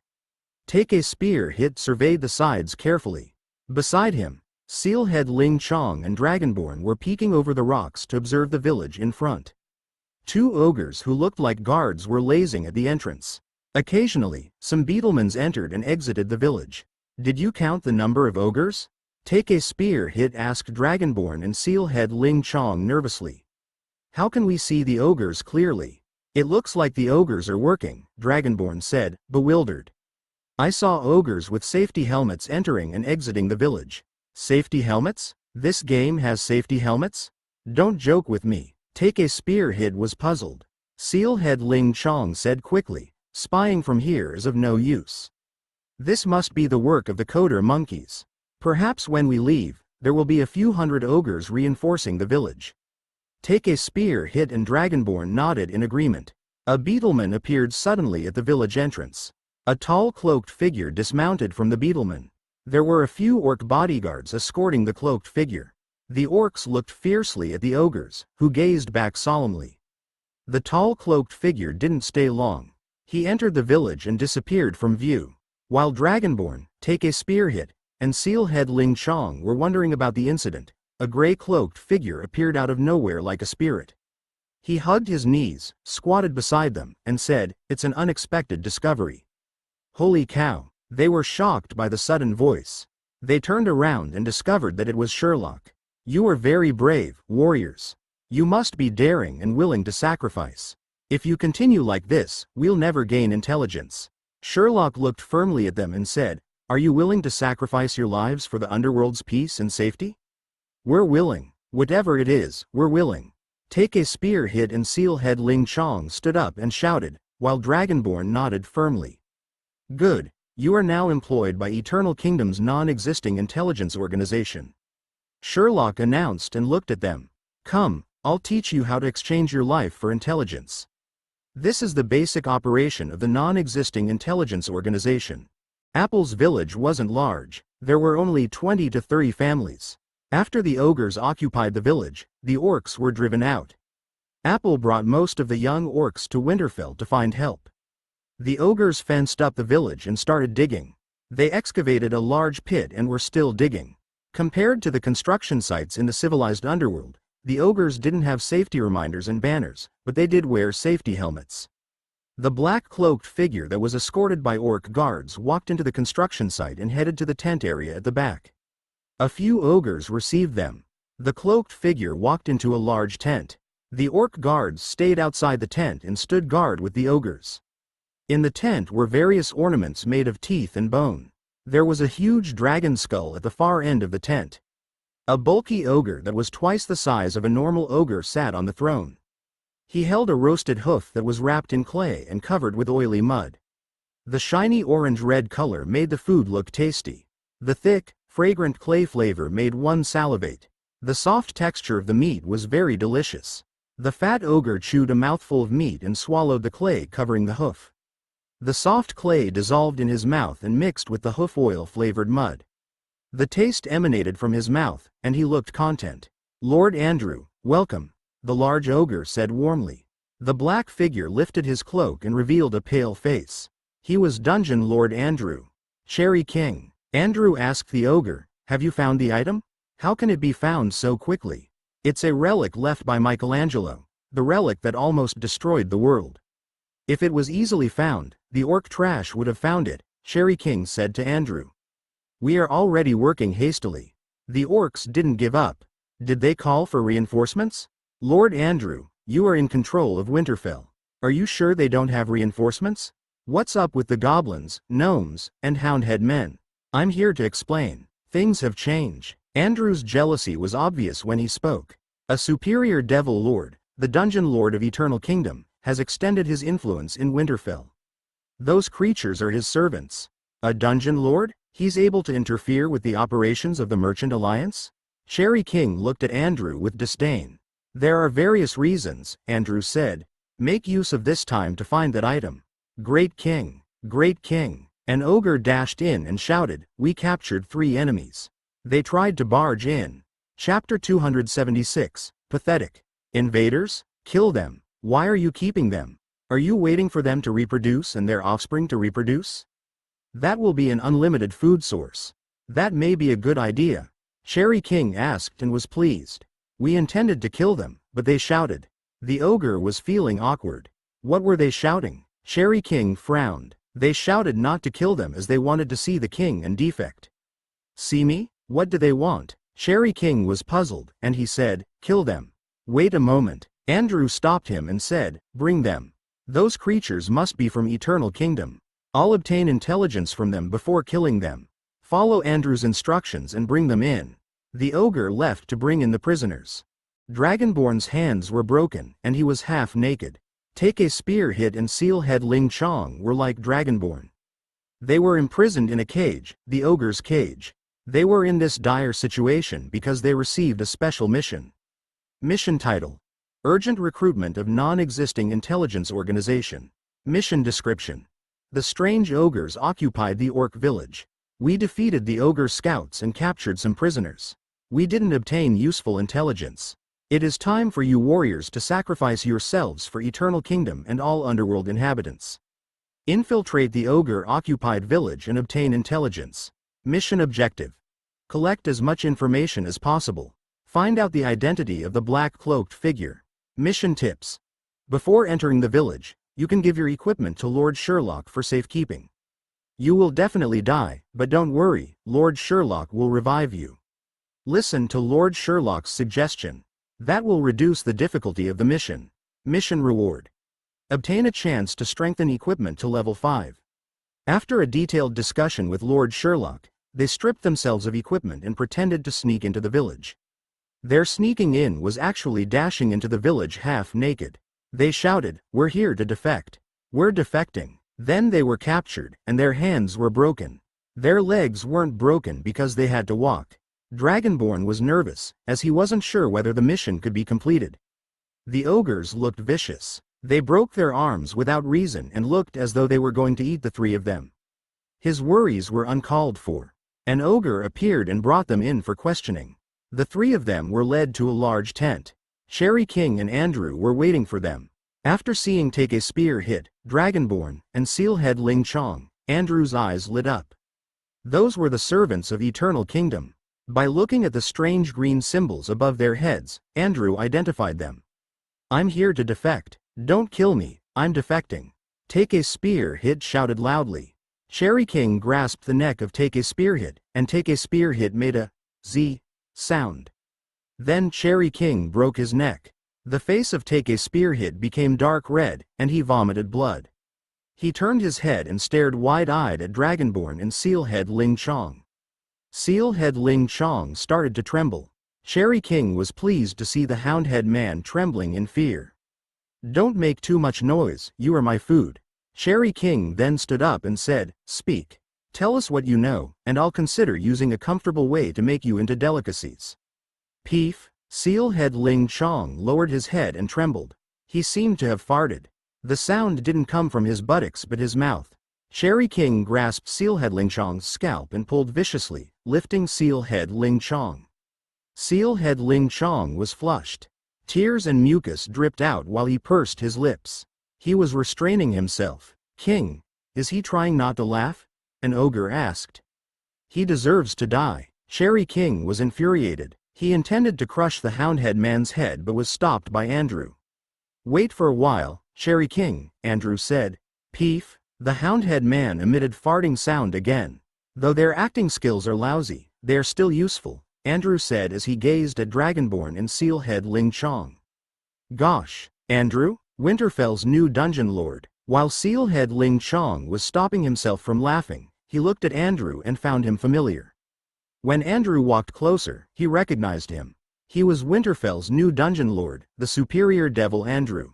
During the opening ceremony of the Eternal Kingdom Adventurers Guild, Andrew was there to officiate the opening and give a speech. "I'm honored that you weaklings are able to recognize me. If you're willing to defect to me, I'll spare your life." Andrew smiled confidently and looked at Sealhead Ling Chong. "No problem, we're here to defect." Sealhead Ling Chong shouted.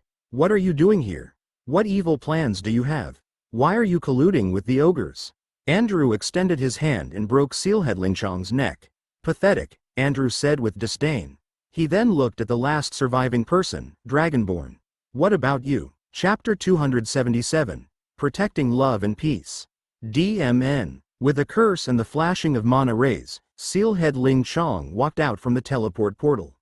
He surveyed the environment and said, "DMN." After confirming he was back in Eternal Kingdom, Sealhead Ling Chong cursed again. "Stop cursing. The lousy mission said that we would be revived, and we returned to Eternal Kingdom." A gnome was sitting half naked on the ground. He was Take a Spear hit, who had died earlier. "You came back pretty fast. I suppose you didn't gain any intelligence. Does your mission indicate that we have failed?" Take a Spear hit asked with disappointment. "Failed? Wah, I became a fawning dog, and they killed me." "That was extreme cruelty," Sealhead Ling Chong complained. "Since you're dead, Dragonborn will be joining us soon," Take a Spear hit said regrettably. "This mission is too difficult. I went to the Dungeon Lord main hall and saw Eggface. Shirley wasn't in, so I asked Eggface for our equipment, but he doesn't know anything. I hope the system doesn't delete our equipment." "Delete out equipment? I hope it's not that bad. Such a devious way to cheat us of our equipment," Sealhead Ling Chong said with uncertainty. "Perhaps the improvement reward will get our equipment damaged and disposed of in the furnace. It's possible that the Devil Lord cheated us of our equipment. Everything is possible in dungeon," Take a Spear hit said sarcastically. Sealhead Ling Chong sighed in agreement. They waited for 3 hours before Dragonborn revived and returned to Eternal Kingdom. The gamers were excited because of the received information. Dragonborn, Take a Spearhead, and Sealhead Ling Chong had received a strange encounter mission, and Sherlock appeared near the orc village. There were lots of hidden plots. This hidden plot was developed by the strength of the gamers. Not Wearing Pants created a post on the forum to discuss the plot mechanism. They suspected that new maps had to be explored by the gamers. The gamers had to travel for 3 days before arriving at the mission location. Only the dungeon, was able to do such a thing. There were rewards. When the rune mana formation appeared in the cave, the gamers didn't have to march for 3 days. The gamers who were on the way had to continue their journey or choose to revive back in Eternal Kingdom. Dragonborn, Take a Spearhead, and Sealhead Ling Chong traveled to the cave via the rune mana formation once it was created. Sherlock received them warmly and asked about the intelligence they collected. Take a Spearhead and Sealhead Ling Chong only knew about the collusion of Dungeon Lord Andrew and the ogres. Dragonborn obtained valuable intelligence and enriched the gaming experience. The story went like this. After witnessing the cruel death of his companions, Dragonborn scolded Andrew. He was going to die, so he took the chance to condemn Andrew. The more he scolded Andrew, the more his death was delayed. Andrew asked him, "Why are you so loyal to Sherlock? In what way am I inferior to him?" Dragonborn continued to scold and insult Andrew. He also praised Sherlock, who was a gentle and cordial dungeon lord. The gamers loved Sherlock because he helped them revive, developed the plot, and called them heroes who would save the underworld. Dragonborn also loved Sherlock. Dragonborn thought he would die, but after scolding Andrew, Andrew looked frustrated and started talking incessantly. Andrew said that Sherlock was like trash compared to him. Andrew was the youngest and most capable superior devil. Sherlock was only the dungeon lord of a small dungeon, while Andrew was Winterfell's dungeon lord and the third successor of Eternal Fire. Eternal Fire. Did Dragonborn know that? Dragonborn said, "I know.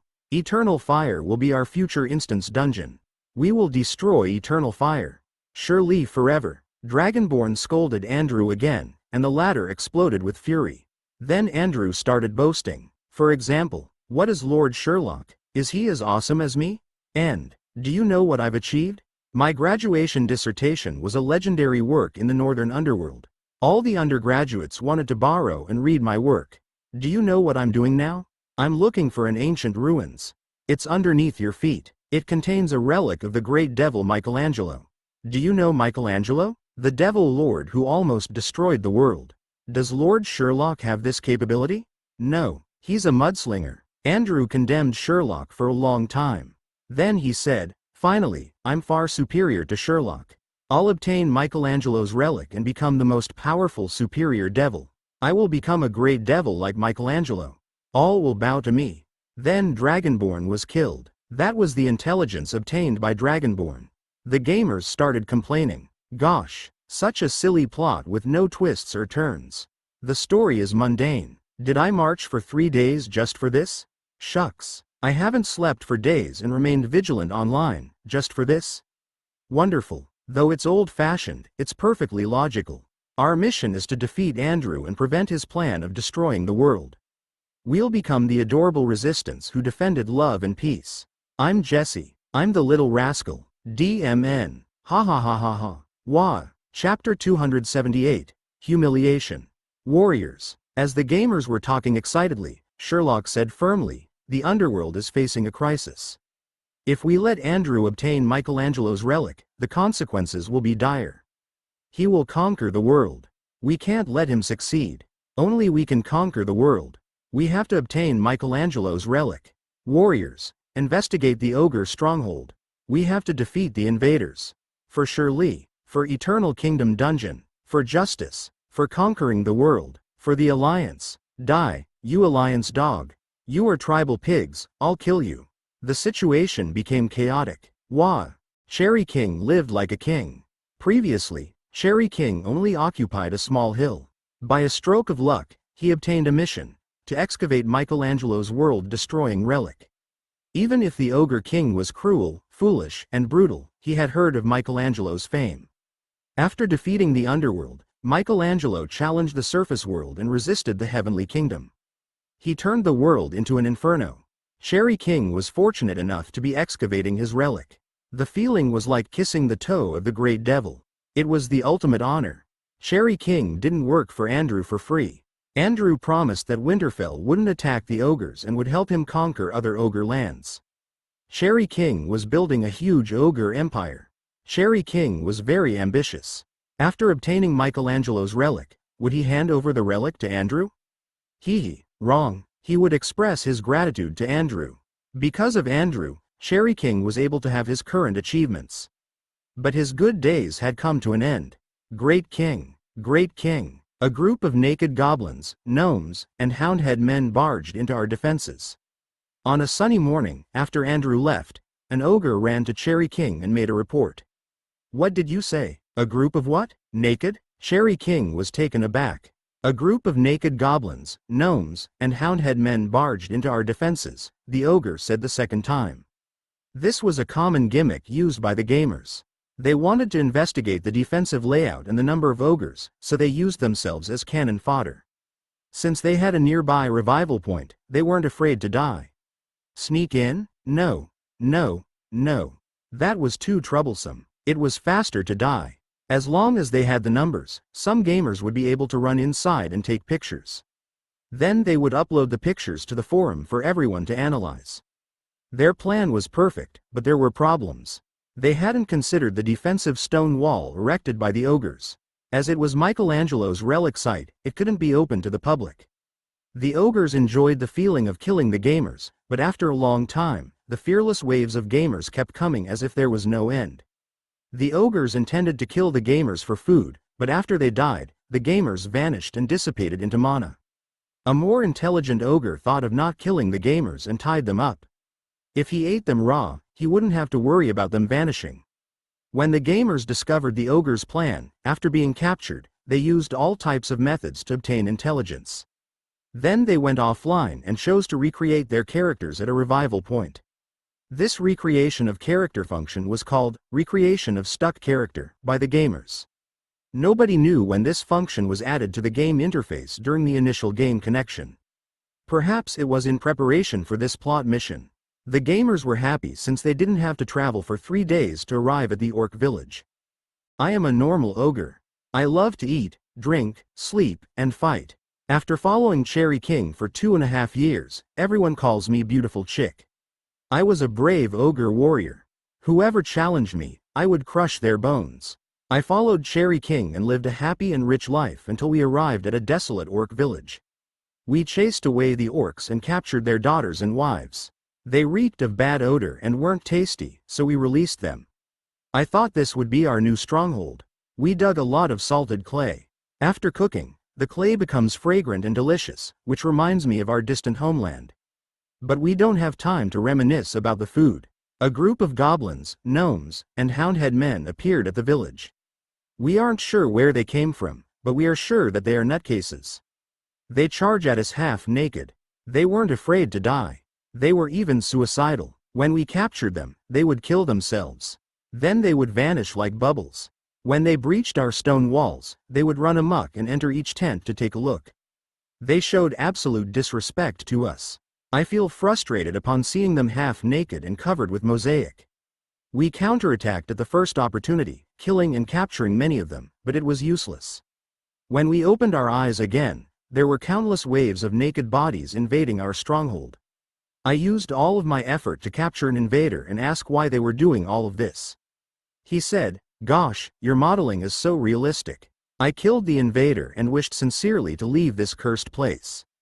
Perhaps my wish is coming true, as those naked invaders didn't appear again. A few days later, during my patrol, I saw naked bodies charging at us on the horizon. Finally, I remembered the fear and insult created by them. It was the humiliation of being imprisoned in a birdcage. Chapter 279, Full Retreat. The game's attack on the ogres changed from defense and reconnaissance to the Wah stage. The ogres didn't abandon their stone walls, and the gamers were unable to breach the walls. The gamers didn't have siege weapons. They wanted to scale the walls, and while they could overcome the walls if they were on a reconnaissance mission, if it was a full-scale attack, they would be losing their equipment to the ogres. The gamers were very well equipped, and they didn't want to lose their equipment. The ogres were happy. Occasionally, a few gamers would overcome the walls, but they were of no threat. Even if some of the gnomes knew mana skills, they would be killed after casting a tornado and some small fireballs. Though the green-skinned creatures were numerous, it wasn't a problem since they didn't have any combat power. The ogres didn't realize that the insane naked green-skinned creatures weren't normal creatures. They were a group of gamers who made use of the internet to brainstorm for ideas. They were intelligent, persistent, organized, and ill-disciplined. The most important thing was that they loved to play with explosions. There's nothing in this world that can't be solved by a single explosion. If there is, use 2 explosions. Lou. No doctor. Shuan. Beautiful Chick was frustrated and paranoid. He even felt that the deep-fried salted clay was no longer tasty. This was because the green-skinned creatures were like nightmares that haunted him.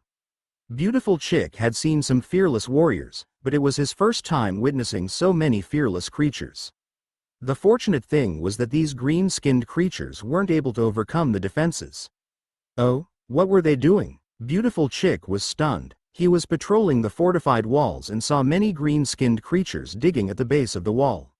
The green-skinned creatures didn't wear clothes as they dug diligently. Finally, they excavated a huge pit at the base of the wall.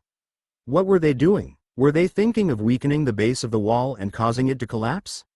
How could that happen? Were they fools? If one side of the wall didn't have the support of soil, would it collapse? If the walls didn't collapse, it was due to the support from one side of the soil. Wait, support? Why was he even considering such an evil topic? Beautiful Chick was confused. He tried to calculate the number of days required for them to collapse the walls. Or whether it would collapse at all. No, he shouldn't consider these questions. It was too decadent. He heard his comrades laughing. Were these fools frightened by us? Haha, take a look. Are they burying bladders? Beautiful Chick looked at the green-skinned creatures, befuddled. A few of them stuffed bloated bladders into the pit underneath the wall, and a naked creature was carrying a torch with the aura of a warrior. The green-skinned creature raised his head and charged at the ogres, screaming loudly. Beautiful Chick didn't hear him clearly. He only heard, "Andrew," something, followed by a deafening explosion. There were violent quaking and flying rock fragments, followed by the collapsing of the wall and the wailing of ogres. When Beautiful Chick recovered, a large portion of the wall in front of him had collapsed.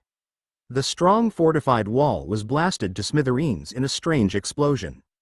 The corpses and broken body parts of ogres were buried in the ruins, but that wasn't important. In the darkness, the green-skinned creatures were no longer naked. They were fully armed and wielded sharp weapons, their eyes glimmering with a greedy green light. There was only such green light in the darkness. Beautiful Chick felt chills on his scalp as the green-skinned creatures started shouting. "MT, advance, taunt them and pull their aggro. Pull more, don't let others get them before you.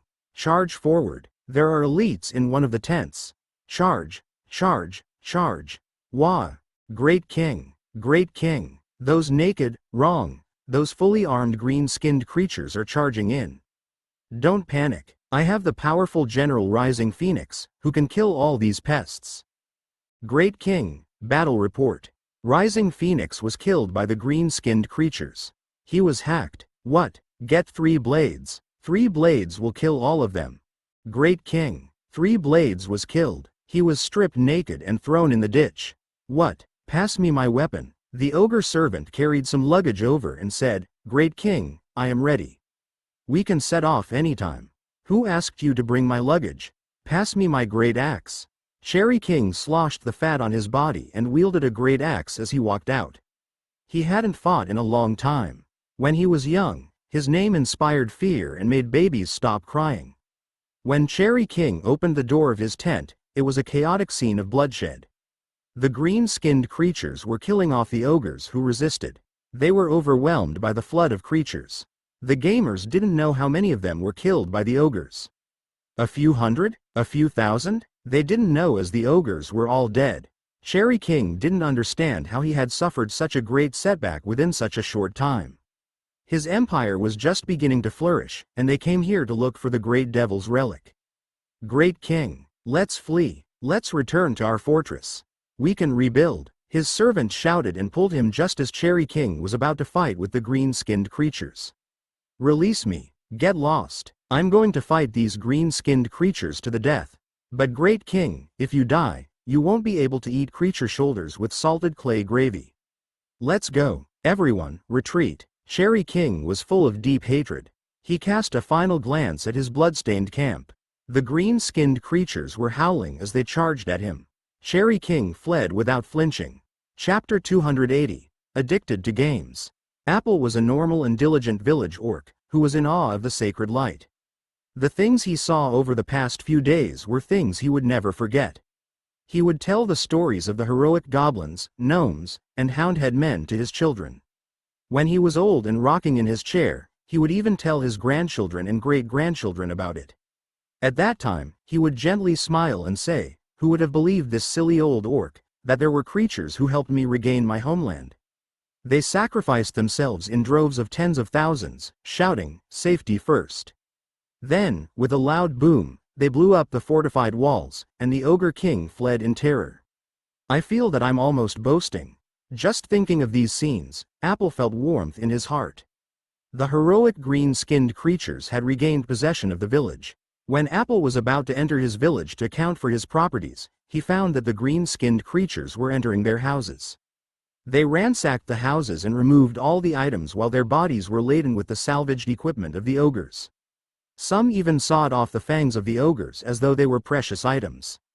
When Apple was feeling puzzled, Lord Sherlock told the orcs, "Aya, you may not know that there is a very evil great devil slumbering underneath your legs.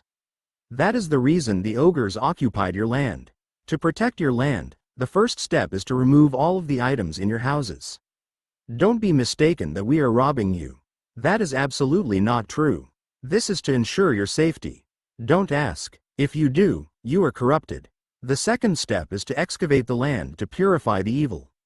This will take a longer time, a few days to a few months. I'm unable to tell you the details." Apple was befuddled, but he was sure that Lord Sherlock wouldn't harm him, so he let it be. Apple saw a green-skinned creature happily removing his grooming mirror from his bedroom, and he felt a sharp, grinding pain in his heart.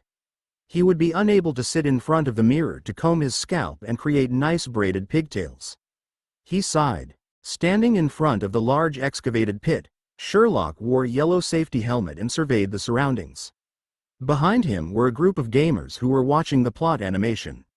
Sherlock exerted his dominance to prevent them from coming too close, but he didn't restrain their actions. This huge pit was the ogre's construction site. Compared to the professional Winterfell excavation team, it was horrible. Sherlock wasn't familiar with archaeology and wouldn't spend money to employ professional archaeologists. He would never employ them unless they were free. "Lord Sherlock, the gamers can help you with archaeology. Though it's an unpopular profession in their world, it's not a problem when questions are posted on the discussion forum," Brew suggested as Sherlock gazed at the pit and pondered. "However, Lord Sherlock has to return to Eternal Kingdom. Because you left Eggface for a few days, he has become addicted to computer games. Isn't the computer installed with an anti-underage addiction system? I even installed the secret code. How did he gain access?" Sherlock was taken aback. Though he had a slight understanding of the Mana-like computer, he was far from being an expert. He required Brew's guidance for a lot of the computer's operations. Eggface obtained a way to access the secret code from the gamers, like hacking the secret code and bypassing any preventative systems. "These are quite easy to hack." Brew continued saying, "Lord Sherlock, don't worry about the gamers having second thoughts. They will only exclaim at the intelligence of Eggface's AI and curse at the game producer." "I understand. I'll return immediately. Prepare the archaeology missions. I can feel the powerful and evil aura from below. Even if it's not Michelangelo's relic, it must be a valuable item." "I understand, Lord Sherlock." Sherlock left the pit and said to the surrounding gamers, "Warriors, we have occupied the village that was invaded by the ogres, but it hasn't ended. We haven't found Michelangelo's lost relic. We can't let it fall into the wrong hands. Otherwise, the consequences will be dire. The Ogre King and Andrew may counterattack at any time, so you have to make haste and boost the defenses, gather the safety helmets, and put up safety signs and banners. We are preparing to excavate. As for now, You may rest, warriors. In a dim room, a magical lamp was adjusted to the dimmest setting. A computer screen was extremely bright and blinding in the dim room. A fat small black dragon slumped in a chair, using his right claws to move the mouse while his other claws pressed on tilde, influence 99,999, and cash 99,999. He was so engrossed in his game that he didn't notice a superior devil who came in and looked down at him. Eggface was playing the Stellaris computer game. Eggface muttered to himself, "The contingency is trash. Come on, long live the organic life."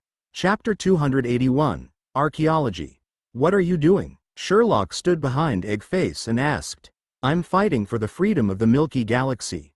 Eggface said halfway and stood immediately. He moved obediently to the side and said earnestly, I'm helping you to test the game. I found a good game company with many great titles. Lord Sherlock, you can give it a try. Eggface had mastered the communication technique with Sherlock. He was young but had great learning skills. He was only 2 years old, but his intelligence was fully developed. It's only a small ball with so many runes and words. What's so fun about it? Sherlock frowned, but Eggface explained excitedly, that's what I thought, but after understanding its background in gaming for 30 minutes, I'm hopelessly addicted. Come, Lord Sherlock, I'll explain it to you in detail. Sherlock sat down suspiciously. 2 days later, Arthur walked out of the Pioneer Alliance house and proceeded to the teleport portal main hall. After the gamers defeated the ogres, the gamers had fully occupied the orc village. The gamers had a new daily mission, archaeology. It wasn't a simple job of excavation. Arthur wasn't professionally trained in archaeology, so he could only excavate. For hemp rope technology, who was technically trained and skilled in civil engineering, he had different missions. Though hemp rope technology explained everything in detail on the discussion forum, nobody understood the professional terms and knowledge. It was about locating the relic position according to the surrounding soil layers and rock placement. The gamers didn't have a treasure map, but archaeology didn't require maps. Arthur wasn't sure of the scientific reasoning. Science was as mysterious as mana. Even in the gaming world, the science knowledge learned by the gamers could be used miraculously. What more could they say about the excellent game production? When Arthur arrived at the location of Michelangelo's relic via the rune mana formation, an ugly gnome, Sylvanas, ran happily to him. You're here. Everyone's waiting for you. I haven't started the archaeology work. Let's begin together. Sylvanas wore a yellow safety helmet and held a small shovel daintily. If her voice wasn't hoarse, she wound sound very gentle. DMN, I feel like vomiting. You are flirting with Arthur again. Before Arthur responded to Sylvanas, another gnome, not wearing pants, came over. Behind not wearing pants were Peasant and Burning Chest Hair. They were the Fantastic Five. Join us quickly. There are many people doing archaeology work, and we have to queue up. We also have to challenge the instance dungeon later. It has been a few days since we fought. It's bad if we get rusty, Burning Chest Hair said. Have you completed your archaeology work? Arthur asked as he looked at not wearing pants. No, Sister Vanna's said to wait for you. We're all waiting for you, Peasant said, and Sylvanas charged and wrestled with Peasant.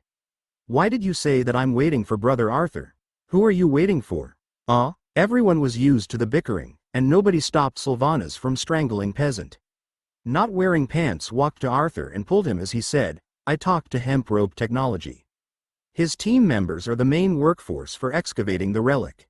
Though other guilds are bribing him, he is willing to share the results and rewards with us first. What's the price? Arthur nodded and asked. Not wearing pants showed one finger and winked. This number. How many figures? 6, 7, 8? Arthur looked at not wearing pants, who smiled and said, just a single figure. He wants you to help him build a large-scale laboratory in the game. Isn't the old district under Shirley? When the old residents relocated, the land was sold to Shirley. The Adventurers Guild can't possibly use all the land. They were talking on the forum about how the land would be used by the gamers. Perhaps we can buy the land and set up shops in the future. So hemp rope technology wants to create a laboratory in Winterfell? Why didn't he choose Eternal Kingdom or the Marshingspewers marshland? Arthur frowned and asked. The Winterfell location is convenient and has raw materials. Many magical items can't be transported via the teleport portal. Winterfell is also safer. After some experiments that cause explosions, the system can rebuild itself.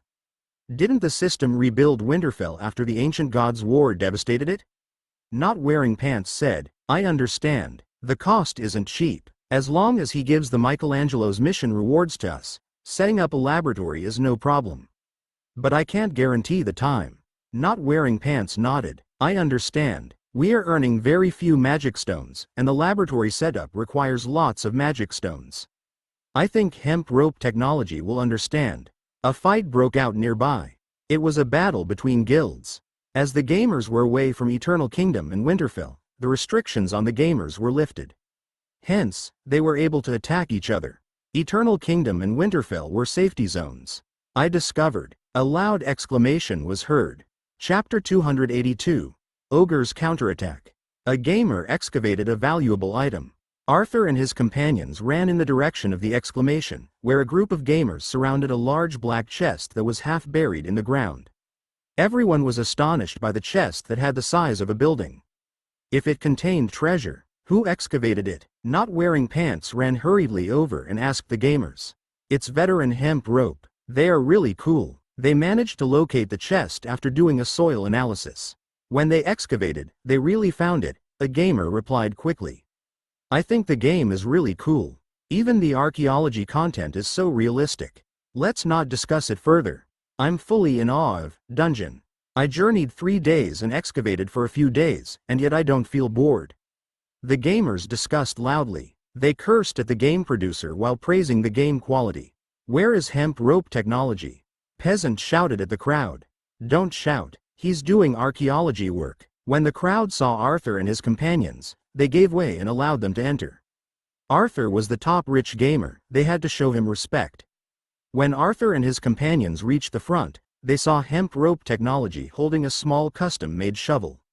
The game official adopted his suggestion to create the custom shovels.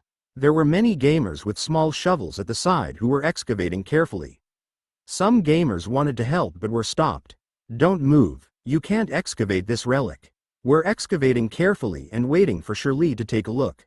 Don't touch the rune mana formation. We will be in trouble.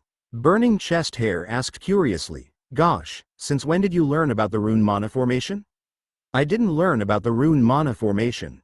I was told by an NPC. Hemp rope technology pointed to a squatting figure who lifted his head. Burning Chest Hair discovered that the face in the cloak was a skull. Everyone recognized that he was Brainiac. The gamers weren't sure what mission hemp rope technology had received, but he obtained lots of knowledge from Brainiac, who had traveled all the way from Winterfell. DMN, when was the plot animation? I didn't catch it. It feels like I've lost 1 billion yuan. Peasant screamed, but hemp rope technology said, Don't scream, nobody saw the plot animation. Brainiac just appeared at midnight and excavated with us for half a day. After excavating the chest, he only said not to touch the rune. The gamers didn't feel anything was amiss as Brainiac seldom interacted. If he talked too much to hemp rope technology, that would be strange. When an NPC appeared, it indicated the development of a plot, so the gamers worked harder. As the chest was slowly excavated, a gamer shouted, The ogres are attacking. There are many of them. The gamers were shocked. Someone screamed, Get your weapons and fortify the walls. Yes, get up on the walls. Someone shouted, Why get onto the walls? Let's charge out and kill the ogres for their equipment. We are fools to hide behind the walls. DMN, who shouted just now? I was almost duped into getting on the walls. Charge. Don't let others get the equipment. The gamers charged outside the walls. Arthur and his companions followed. Only hemp rope technology and a few gamers were still doing the archaeology work. Compared to fighting with a boss, archaeology was more interesting. Brainiac remained silent. He looked on, lowered his head, and pondered. Cherry King remembered the insult of being defeated by the green-skinned creatures. He led his large ogre army and appeared outside the orc village. His army spanned beyond the horizon. He gathered several thousand ogres from 10 tribes. Cherry King thought that the green-skinned creatures couldn't possibly outnumber his large ogre army. Cherry King surveyed and calculated that there were at most 1,000 green-skinned creatures. Each of his ogres was a skilled warrior who was extremely brutal and violent and could kill hundreds of green-skinned creatures. His previous defeat would never occur again. Cherry King wanted to witness personally how his ogre army would crush the green-skinned creatures. Cherry King, are these the green-skinned creatures that you talked about? Were you defeated by these tiny little hands and feet? Ha ha ha. Being defeated by the orcs is better than being defeated by these little creatures. A leader of a large tribe teased him mercilessly. Cherry King gritted his teeth and kept his wits. In the ogre world, strength and capability ruled everything. Half of Cherry King's troops were killed in the previous conflict, and their superior equipment was taken by the gamers. Cherry King's power was greatly diminished. Without the backing of Andrew, Cherry King wouldn't be called a king. The tribes agreed to avenge Cherry King because of the Great Devil's relic. Who didn't want to possess the relic? Previously, Cherry King's tribe was the strongest, and with Andrew's support, all the other leaders kept quiet. But now, they were going to show Cherry King their wrath. Chapter 283. Release the war cries. A slash and a hack. A black armored gnome executed a precise attack sequence and killed a wounded ogre who collapsed to the ground. Other elite gnomes and houndhead men gathered around him. The fighting was the fiercest at the base of the wall. The ogres didn't occupy the fortified walls and conquer the village, they were playing cat and mouse. By waiting at the base of the wall, they baited the gamers and killed them. They used axes, blades, maces, spiked hammers, and even their teeth to kill as many gamers as possible. Most of the gamers were unable to fight against the ogres. Only the guild members were able to fend off the ogres. The most powerful guild was the Pioneer Alliance, which was created by the first beta gamers. Hence, the ogres concentrated their attacks on the Pioneer Alliance. Cherry King, besides their overwhelming number, the green-skinned creatures aren't powerful. You must have been caught unaware to be defeated by their numbers. Several tribal leaders gathered around Cherry King and laughed heartily. Their weapons weren't stained with blood as they didn't have the chance to kill the green-skinned creatures, which were already killed by their subordinates. We can't be complacent. There are too many of the green-skinned creatures. Who knows if they have reinforcements? If we leave after defeating them, they may counterattack again. The Michelangelo's relic is at stake. I suggest we stay back to help with the defenses. We have to protect the relic from harm. Yes, that's what I thought. All the tribal leaders agreed. Cherry King wanted to object, but he was unable to do so. His tribe was unable to fight with the other tribes. It was the fault of the green-skinned creatures. If not for them, his tribe wouldn't be diminished, and he wouldn't care about other tribes. It was too late. Though he hated the green-skinned creatures, he hoped that they would perish together with the other tribes. Then he could reap the benefits. There were other ogre tribes that he could make an alliance with. Cherry King thought of this plan, but it wasn't practical now. Seeing the green-skinned creatures being mowed down like grass, he was enraged. They were powerful when they attacked him, so why were they so weak now? The gamers weren't weak, they just didn't expect so many ogres. They weren't worried about the number of ogres since they could salvage more equipment. They loved the thrill of walking on the blade's edge and in the sea of monsters. If they were killed, they would lose their precious equipment. Then they had to return to the battlefield carefully to retrieve their equipment. The exhilaration and the pain of loss were unbearable, but it was all right. The gamers were used to it. They were able to revive and return back. Was it more painful than Simba's deliberate destruction of their equipment? With so many ogres, the gamers were in danger of being overrun. The gamers spent a lot of effort to locate Michelangelo's relic, and they hadn't discovered the contents. If the village was conquered, then the relic would be lost. That couldn't happen. What were the mission rewards for the Michelangelo's relic? A complete guild land with free construction materials and a title, Master Archaeologist. A guild land might not be complete even if the members slogged with their lives. A guild who obtained the Michelangelo's relic would have a complete guild land. Its members would also have the title of Master Archaeologist. That was extremely tempting to the gamers, especially the rich guild chairman. Who would obtain Michelangelo's relic in the end? It was anybody's guess. If the ogres managed to overrun the fortified walls, then Michelangelo's relic would be lost. The management of the large guilds gathered and came to a conclusion.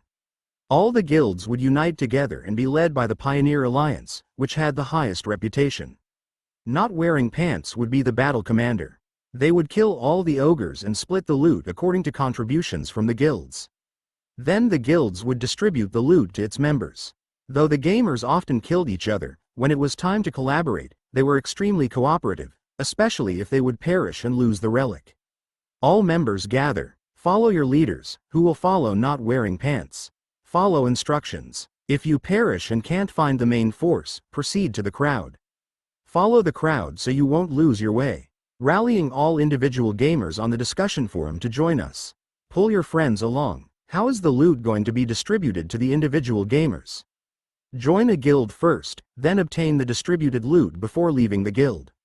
Don't you understand the basic operations? The gamers started rallying other gamers. When the perished gamers revived, they formed a large legion that was dark and dense. Under the leadership of Not Wearing Pants and other leaders, they advanced towards the ogres. Charge! Kill them! For Eternal Kingdom Dungeon, make haste! Battle stations, release the war cries! A gamer in the crowd hollered. Wah! Chapter 284, Counterattack. Brainiac looked at the battle situation in the crystal ball and pondered. He obtained approval from Lord Sherlock to research the battle results, but he wasn't bothered with the fighting prowess of the ogres. The ogres ate creatures. Though they were intelligent, their race had the violence defect, and it deterred them from achieving high mana skills. In short, they were on the same level as the Houndhead men. Brainiac wasn't interested in the ogres, but he was interested in the gamer's battle prowess. Especially in this battle, where the gamers exhibited high organizational skills and discipline.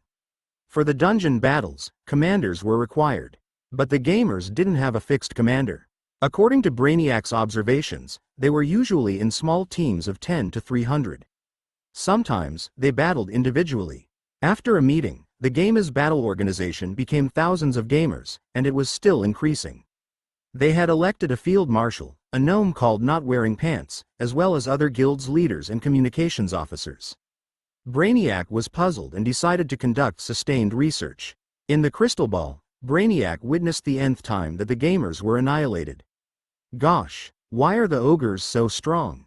We have to form a battle formation. Do you understand battle formations? Didn't you watch it on television dramas? Don't just think of the equipment. Didn't we agree to distribute the loot according to contribution? What's the hurry? DMN, I'm picking up my own equipment. Follow the contingent closely. We'll attack in the next wave. Brainiac looked at the gamers without emotion. He was used to their tactics of dying and reviving to achieve victory. It was like cheating. Until now, Brainiac was unable to figure out the mystery. It was all right, there was still time. The contract with Sherlock hadn't even reached halfway. Even if the contract was up, he could continue to sign on. The gamers weren't aware that Brainiac was observing them discreetly. They were fully focused on the extremely difficult battle ahead. Their tactic was simple and violent. That was to charge as a group before executing a self-detonation and other methods that inflicted huge damage to the ogres. The ogres felt what Cherry King had felt previously. Full-scale attack. Scale the walls. Take down the walls. The ogre commander shouted loudly on the battlefield. After several kamikaze bombing attacks by the gamers, the ogres sustained incremental casualties. The ogres were no longer complacent and relaxed. They thought that there were slightly more green-skinned creatures than them. Once the ogres killed large numbers of green-skinned creatures, would the green-skinned creatures not flee in terror? It was far from reality. There were countless green-skinned creatures. Why are there so many green-skinned creatures? We can't seem to finish them off. Yes. Where did these green-skinned creatures come from? They claimed to be from Eternal Kingdom. They claimed to be heroes of the Underworld, the beacon of freedom and some pioneer nonsense. Some claimed to be junior high students. It's highly abnormal. I haven't seen such green-skinned creatures in all my life. In an ogre tent, several leaders hectically discussed the strange occurrences during the past 2 days of battle. The powerful ogres were crushing the green-skinned creatures over the past 2 days, so they had the attitude of being playful. Since then, there were continuous waves of attack from the green-skinned creatures, even at midnight. They formed groups of hundreds and charged fearlessly at the ogres' camp. They couldn't be annihilated completely. Were they not going to sleep? Though the Underworld didn't have sunlight to differentiate between day and night, it was normal for the Underworld creatures to sleep at 10 p.m.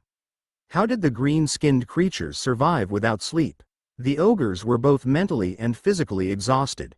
They were thinking of exhausting the combat power of the green-skinned creatures before invading the village, but the situation seemed to suggest that the ogres would collapse first. The ogres blew their invasion horns. They could no longer delay. In the Winterfell Dungeon Lord main hall, red tea swirled in a classy wine glass. Andrew held a glass of bloody chrysanthemum tea and stood in the Dungeon Lord main hall as he surveyed the huge Winterfell underneath the balcony. He was able to see half of Winterfell, including the detestable Adventurers Guild in the Old District. He even officiated the grand opening of the Adventurers Guild as the Winterfell Dungeon Lord. That land should belong to him. Andrew narrowed his eyes, inflamed with jealousy. That hateful Sherlock was the VIP of the Merchant Alliance and the savior of Winterfell. He had countless loyal and fearless servants. As he saved Winterfell, he demanded a king's ransom. He even had an unknown relationship with the fallen angel. Andrew had seen the fallen angel first, but she invited Sherlock to be her dance partner. All of these things inflamed Andrew with jealousy. He was the main character, the evilest superior devil. He came to Winterfell to make himself look good. Once he returned to Eternal Fire, he could boast of his management experience in Winterfell. But now, all that glory was stolen by that Lord Sherlock. Everyone praised him and his citizens. Nobody cared about Andrew. Nobody. Lord Andrew, a reporter would like to interview you, Andrew's assistant said. Andrew looked vicious. The reporter would praise him in the newspaper. He started scheming. Chapter 285. It's a conspiracy. A muscular orc secretary in office lady clothing walked in big strides as he carried 2 cups of bloody chrysanthemum tea. He placed the teacups on the table and nodded to Andrew and the gnome reporter before leaving the office. Dungeon Lord Andrew, thank you for your hospitality. I'm here to conduct a special interview. The gnome reporter was wearing large black framed spectacles.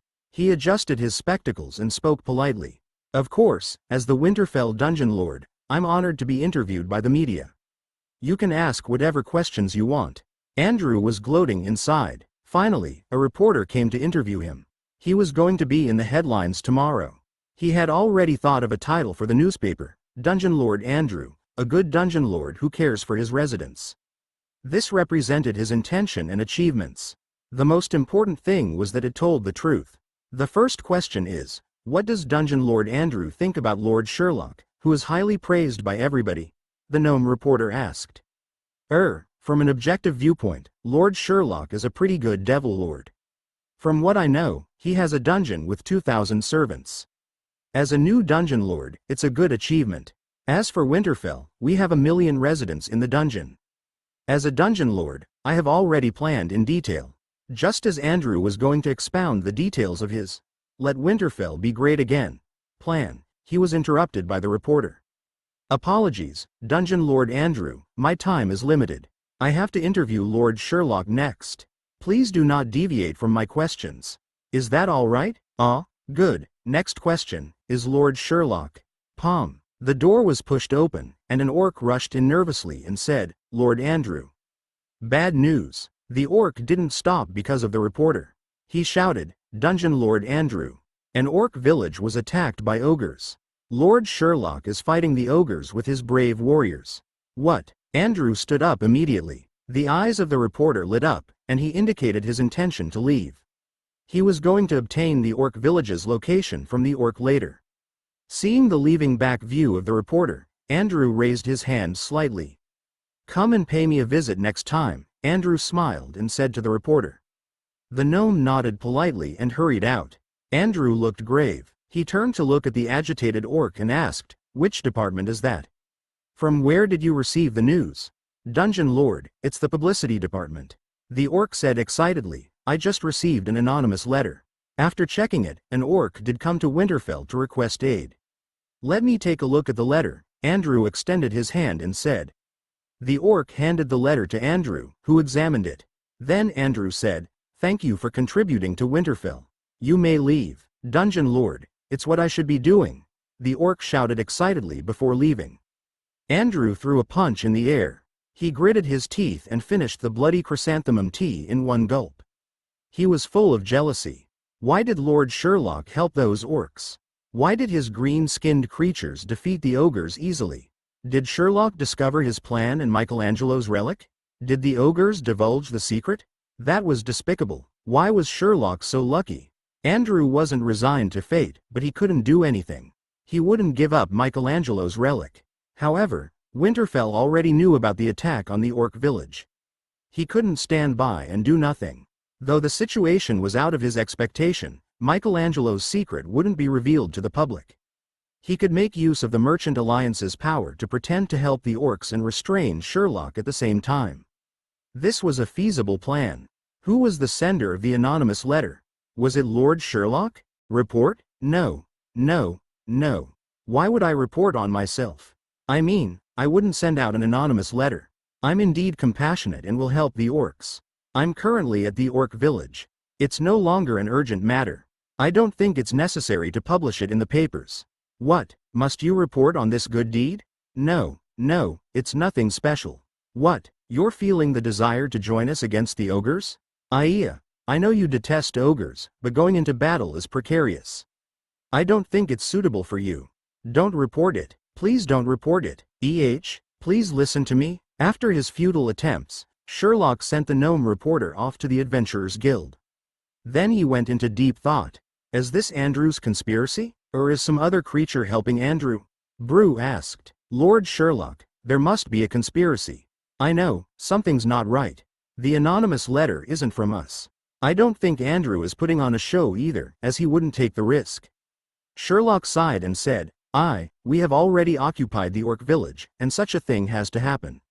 Let the gamers inform Brainiac and see if they can transport Michelangelo's relic away. I understand, Lord Sherlock. I'll give the orders to the gamers, Brew said. Transport away? Brainiac looked at the huge chest in the pit and at the huge statue of a devil beside the chest. He lowered his head and pondered. How can we transport such a large item? The gamer before Brainiac was very excited. He received his reward and immediately returned to the battlefield.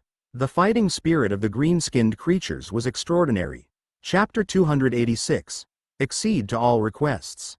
The ogre army retreated. After 7 to 8 days of bitter battle, the ogres didn't defeat the gamers who defended the orc village. The gamers didn't destroy the ogres. When the ogres discovered something was amiss, they tried to reduce their casualties. Besides the bladder bombs, which were lethal, only the large gamer unit could inflict damage on the ogres. For the past 7 to 8 days, the gamers treated the ogres like ants chewing up a huge elephant. The damage was limited due to the short period of time. This continued until the ogres started retreating one day. Dragonborn didn't know what happened. He saw the ogres retreat like floodwater after a wave of attack. Before long, a group of beetlemans, Hades horses, darting birds, and strange rides arrived at the orc village with gnomes, orcs, vampires, and werewolves. They wore shiny Winterfell standard armor and held pikes. They formed into phalanxes quickly. The phalanxes advanced under the leadership of a werewolf general. Next to the phalanxes was a group of gnome and orc reporters. They were busy snapping photographs. When the storage capacity of an adamantine rock was full, they would swap to new ones and continue snapping pictures. The werewolf general and a group of orcs, werewolves, and gnomes walked over. A gnome came forward and shouted at the low fortified walls, "Listen up, you have been surrounded." Before he finished speaking, he was slapped by an orc leader. "What nonsense are you saying?" "Apologies, it was a slip of the tongue," the gnome quickly explained, but the reporters had recorded down the information. "Warriors on the fortified walls, thank you for defending the Merchant Alliance's land and for your excellent contributions. We're here to reinforce you." They waited for the gamer's response, while the gamers on the walls also waited. What were the gamers waiting for? Plot animation. The ogres suddenly retreated, and the Winterfell troops and reporters were here. Were they here to shout a few lines? What about the plot animation? And the rewards? The gamers on the walls shouted as well. "Are you from Winterfell? Are there any missions for us? We defended the village for 7 days. Yes, are there any rewards? Winterfell is generous. We received generous rewards the previous time. You must be fakes." The gamers shouted nonsense. They didn't have the intention to let strangers in. The well-dressed dungeon lord Andrew walked to the front and shouted, "Is Lord Sherlock here?" "I'm Winterfell dungeon lord Andrew. We drove the ogres away. You are now safe. Please inform Lord Sherlock that the Winterfell troops are here to safeguard the Merchant Alliance's land. There was a round of discussion held by the gamers, but nobody opened the gates. Andrew frowned. He had an ominous feeling. His plan was in tatters, and the location of Michelangelo's relic was occupied by Sherlock for a long time. Andrew didn't believe that Sherlock didn't discover anything. What he didn't know was the amount of information that Sherlock had and whether the ogres divulged any secrets. Andrew had to take control of Michelangelo's relic location as soon as possible. As for how he was going to bring out the relic under the noses of the Winterfell troops and the reporters, Andrew had already formulated his plan. He had to bypass the fortified walls first. He noticed a portion of the walls had collapsed and knew he could launch a desperate attack. However, with the presence of that many reporters, he was unable to attack Eternal Kingdom's servants, especially when they helped to defend the orc village. He had to use his wits. Do you have any requests? Andrew asked cordially. You are the heroes of the Merchant Alliance. We'll accede to all of your requests. The gamers shouted, it's your word. Write a written pledge. Andrew was furious. He received thousands of requests ranging from magic stones to reputation points, equipment, and even a shop in Winterfell. Andrew had no choice but to give a standard reward. Every Eternal Kingdom warrior was entitled to 100 magic stones and 2 sets of high-quality equipment. The magic stones could be given on the spot, but the equipment had to be claimed in Winterfell. The representative of the gamers said, no, we don't and will never agree. No equipment? That was a lame excuse. The gamers thought that they could take the equipment of the Winterfell troops. What? Andrew felt it was absurd for the high and mighty Winterfell troops to strip their equipment for the gamers. Since when did the Winterfell garrison guards suffer such humiliation? Andrew ordered his troops, everyone, strip your equipment. After giving up the magic stones and equipment, the gates slowly opened. Andrew clenched his fists, while a group of reporters snapped pictures and recorded down information behind him. He was going to massacre the gamers when the reporters were gone. Andrew fumed. The most important goal was to take over the relic location and restart the excavation. He had to find Michelangelo's relic at all costs. Andrew took over the orc village. When he arrived at the large pit at the excavation site, he was stunned. Wait a moment. When Andrew was there last, the pit wasn't so large, deep, and neat. Andrew turned his head and looked at the green-skinned creatures who were smiling merrily. His heart started thumping. What did these green-skinned creatures find? If they found it, where was the item? In a dark tunnel, 3 beetlemans were controlled by orc drivers as they hauled a large rock and a mysterious metal chest. They emitted dragging sounds as they moved. Sherlock was at the front of the convoy.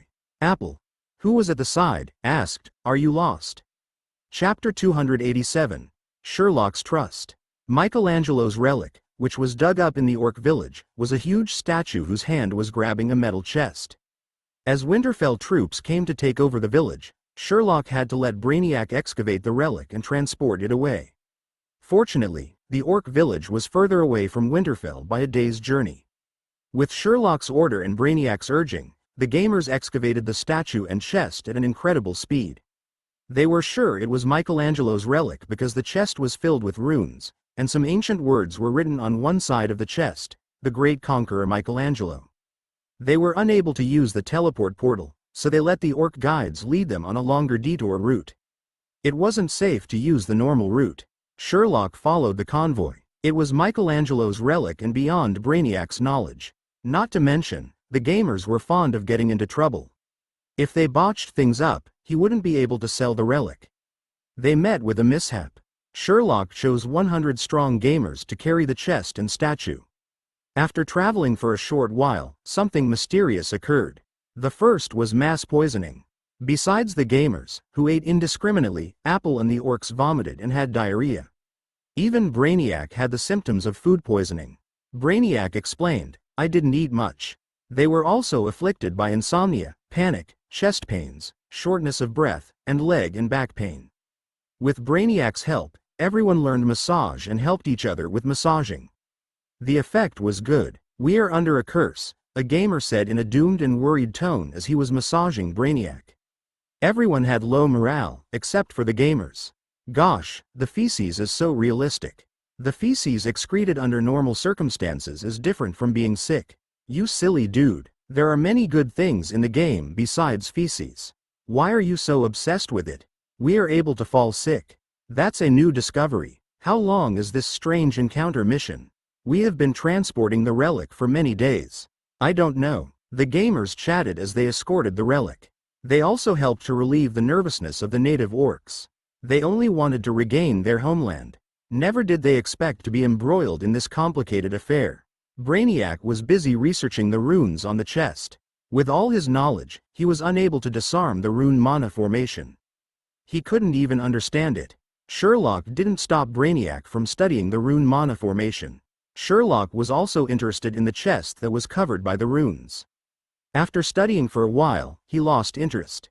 Instead, he examined the statue. Was there something wrong with the statue? Perhaps the runes on the chest were to mislead them? Brainiac also thought the same way. He examined the statue, but he didn't discover anything. What was the relic of the great devil Michelangelo? Brainiac's mind was full of questions. Lord Sherlock, I don't understand. When the gamers and the orc guides looked like they were cursed with ill fortune and losing their way, Brew said to Sherlock, you must have researched the rune mana formation. Why don't you open up the chest? Aren't you curious about Michelangelo's relic? Are they really under a curse? It's just a curse. It's not a big problem.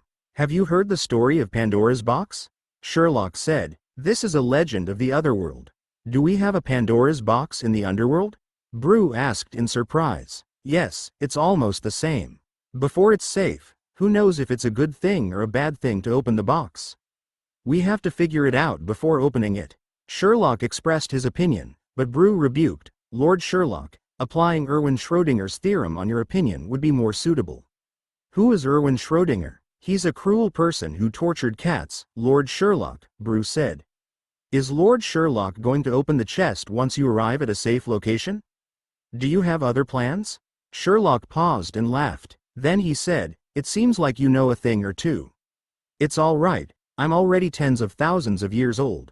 Whatever the case, Michelangelo is my junior, Brew said proudly. I'm not sure, but seeing Lord Sherlock delay opening the chest, I'm more confident. Where is your final destination? This. Sherlock looked at the distant apple and said, that's the reason I brought along the orcs. Ah, I see. Apple was feeling awkward. He felt he was being slapped. He had known the vicinity since he was young and yet he lost his way. He was unworthy of the green-skinned creatures and Lord Sherlock's trust. Apple was blaming himself, but the friendly Lord Sherlock didn't mind and continued to let him lead the way. Sherlock said, it's all right, Apple. I believe in you. You'll find the place. Apple was almost moved to tears. Lord Sherlock had such deep trust in him. Apple braced himself and continued the journey. He brought everyone to the end of a tunnel. Everyone was dumbfounded, while Apple was shocked. Because it was impossible to have an end in the Underworld tunnel. We have reached the place, Sherlock muttered to himself as he looked at the end of the tunnel. Chapter 288, Vanishing Dungeon Lord Overseer. Make a fire and prepare the meals. Let's set up camp. Ah, why am I always on a night shift? Isn't a night shift mission good? You can browse the discussion forum and brag about your gaming experience. Or you can sleep and get your reward when you wake up. I wished for a night mission, but I didn't get it. I want to go and explore. The gamers weren't nervous when they arrived at a dead end, though they noticed the abnormal behavior of the NPCs. Lord Sherlock gazed at the huge wall at the dead end for half a day. Beside Sherlock, Brainiac stared blankly at the wall. Lord Sherlock. Brainiac faced the wall. Then he looked at the pondering Sherlock and said, you've already. Don't ask. I already knew. Sherlock turned to look at Brainiac and said, you have to continue learning, Brainiac. How about extending your contract for another year? Lord Sherlock, this isn't a contract problem. As for the relic, Sherlock interrupted Brainiac and said, relic? What relic? There is no relic. This is the personal property of Eternal Kingdom's Dungeon Lord, Sherlock said firmly. Bring my personal property over. Brainiac let the gamers transport the statue and chest over. Under Sherlock's direction, the gamers moved the statue and the chest in front of the wall of the dead end. They spent a great deal of energy and time to accomplish it. Apple witnessed the citizens of Eternal Kingdom at work. He didn't understand what they were doing. Should they not backtrack? Lord Sherlock, you're a genius. When did you discover that the orcs were the crucial guides to finding the relic? This is a perfect plan. Who would have thought that the orcs were the blood relatives of Michelangelo? While the gamers were busy erecting the statue, Brew spoke incessantly in Sherlock's mind. Blood relatives? How did he breed to let his superior devil's blood be contaminated by orcs? From what I know, Michelangelo was a superior devil. Sherlock spoke with an, "Are you an idiot?" tone. Not blood relations? This isn't following logic. Sherlock didn't respond to Brew. He walked in front of the wall and placed his hand on the wall while chanting. Ancient devil's tongue? Brainiac recognized Sherlock's chants, but he didn't understand most of them. Even Brainiac had gaps in his knowledge. The gamers were expressing their compliments and complaints about the lousy game producer. Sherlock exerted his dominance to restrain them, and they went into plot animation mode. With Sherlock's mana transfusion and chanting, mana runes gradually appeared on the wall. Mana runes also appeared on the statue that was facing the wall. Everyone gaped in astonishment. The statue emitted booming sounds as though it had come to life. It lifted the huge chest in its hand and threw it against the wall. Pom! The rune mana formation on the chest exploded into blinding brilliance. When the chest hit the wall started to fold and collapse as though it was opened with a key. The wall started to collapse and pull back, and behind the wall was a huge crimson vortex that spun in a clockwise direction. There were low moaning sounds coming from the wall. Red flames danced behind the wall, but they didn't break out of the collapsing wall. The feeling was like, is this a television in the game? Is that a large vortex in the game? No. Compared to a large vortex, it's more like the entrance to the mysterious world of Stranger Things. Even the sounds are similar. I'll create a post on the discussion forum later. Wait, has the plot animation ended? Where is Shirley? While the gamers were chatting, they discovered that Lord Sherlock had disappeared. Without Sherlock's dominance, they were able to chat and move around as much as they wanted. The atmosphere became heavy as everyone looked at each other. Brainiac looked very grave. Apple could hear his own heartbeat and breathing sound. He looked at the Devil's Door, which he had just named it. He didn't know what was going to happen next. The plot just ended like that? Aren't we allowed to enter? Some gamers placed their hands on the Devil's Door, but they weren't able to enter. The other gamers also placed their hands on the wall. They weren't fearful at all. When the gamers failed to gain access into the Devil's Door, they decided to explore the area and chat with the NPCs to trigger new plots. Then a mission appeared in their minds. Mission title: Journey Home. Mission description: Lord Sherlock requires you to return to Eternal Kingdom immediately. Remember to bring the statue and the chest back. They're Lord Sherlock's private property. Mission objective: escort Lord Sherlock's private property back to Eternal Kingdom. Mission reward: Lord Sherlock.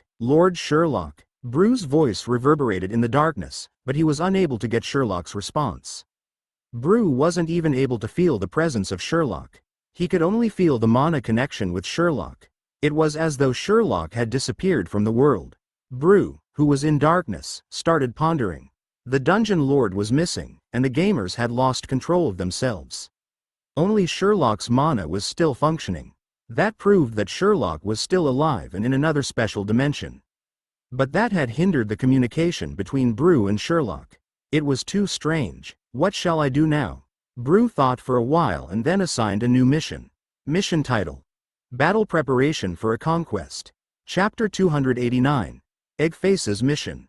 Sherlock stood in a large hall. It was lavishly furnished. On a platform with 10 flights of stairs was a throne, and 72 tall figures stood on the passageway beside the throne.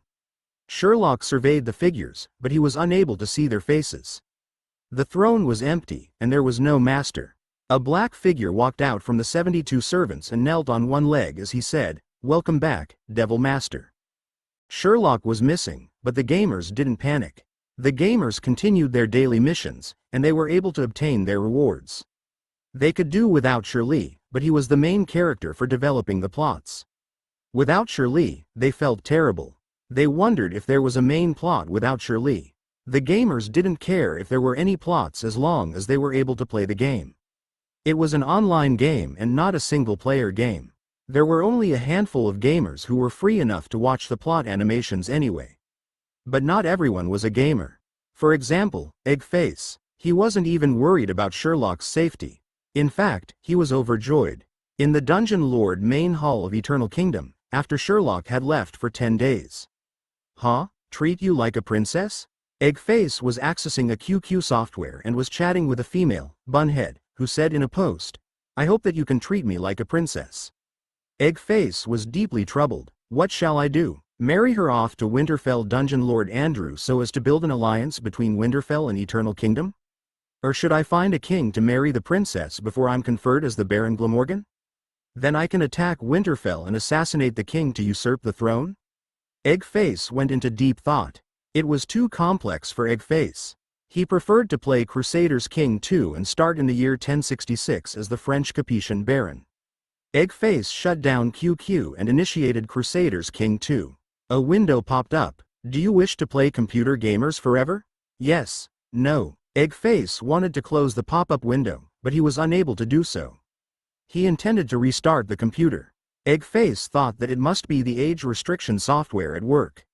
Wait, don't shut off the computer. Lord Sherlock needs you. New words appeared on the computer. If you help Lord Sherlock, you will have unlimited bloody chrysanthemum tea and computer game playing time.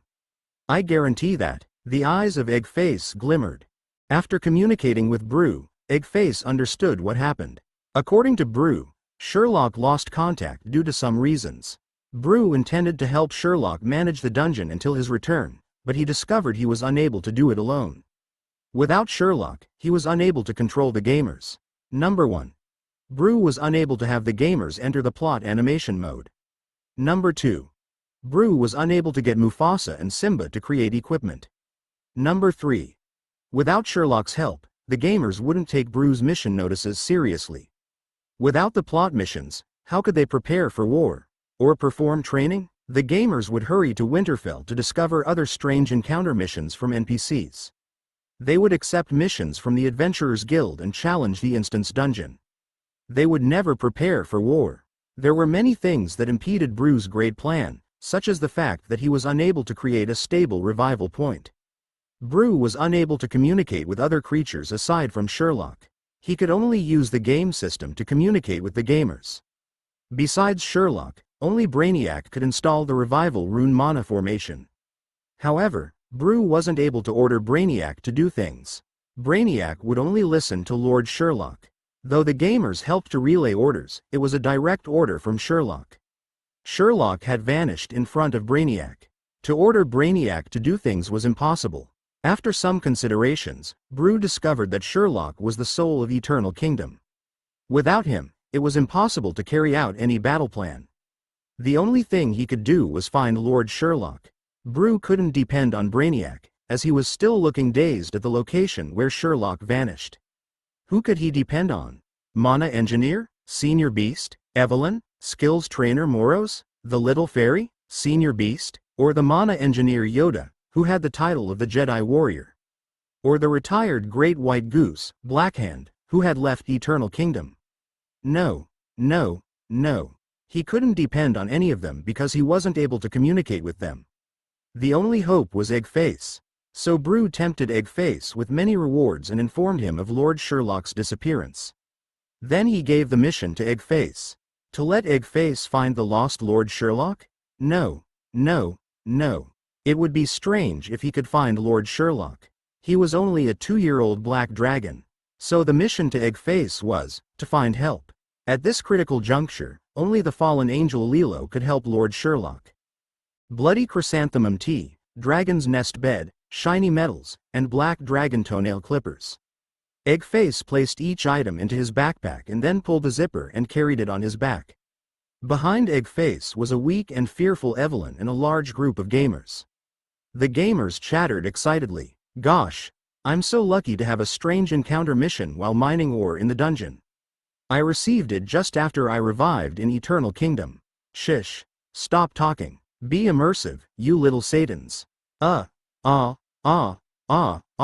We have to save Lord Sherlock. Is that it? That's cracking me up. Are you performing a sketch? Compared to the merrymaking gamers, Evelyn was looking tense. She got to know that Sherlock had disappeared. To find Sherlock, she was willing to risk returning to Winterfell without any disguise. Besides the gamers, only Evelyn was able to recognize the fallen angel, Lilo. Moreover, Evelyn was very familiar with Winterfell. "Are you ready?" Eggface carried his backpack and shouted to the gamers behind him, "My dark servants, follow me closely. In the darkness, follow behind the flaming devil dragon. I'll bring you to a whole new world. Let's go." Chapter 290. Seeking help from Lilo. It was another peaceful day in Winterfell. There was a news report. Shocking. An orc village was attacked. Why was the Winterfell dungeon lord not doing anything? Lord Sherlock led his brave warriors and saved the Underworld once again. Because of this news, even though the newspaper was full of advertisements, the volume of sales was extraordinary. Were the Winterfell residents worried about the orc village? No. No. No. They were concerned when Lord Sherlock and Andrew were going to fight. It would be a battle of the century and even more exciting than the sole survivor gladiator fight at the arena. Tiny Meatball was the captain of the Winterfell garrison guards. He wasn't involved in the expedition to defeat the ogres at the orc village, so he didn't have the chance to appear in the news. As a garrison guard officer with 70 to 80 guards, there were only about 100 officers who had a higher rank and position than him. Tiny Meatball had never been in such a high position. He swelled and placed his legs on the table. He was only happy for a few days before he received big news. A group of creatures from Eternal Kingdom, led by a small black dragon, were in Winterfell looking for a person. "Who are they looking for?" Tiny Meatball asked. "A fallen angel called Lilo." "Looking for the fallen angel? What were they trying to do?" Tiny Meatball squinted his eyes. His acute intuition told him that there were hidden secrets. He lit up a metal stick and put it in his mouth. The stick sizzled as smoke rings floated up. He stood up and picked up his large windbreaker. He had to investigate personally. Eggface received the mission to rescue Lord Sherlock. He brought along the gamers and Evelyn to Winterfell, but they couldn't find that fallen angel. Though Evelyn was familiar with Winterfell, Lilo had just arrived in Winterfell.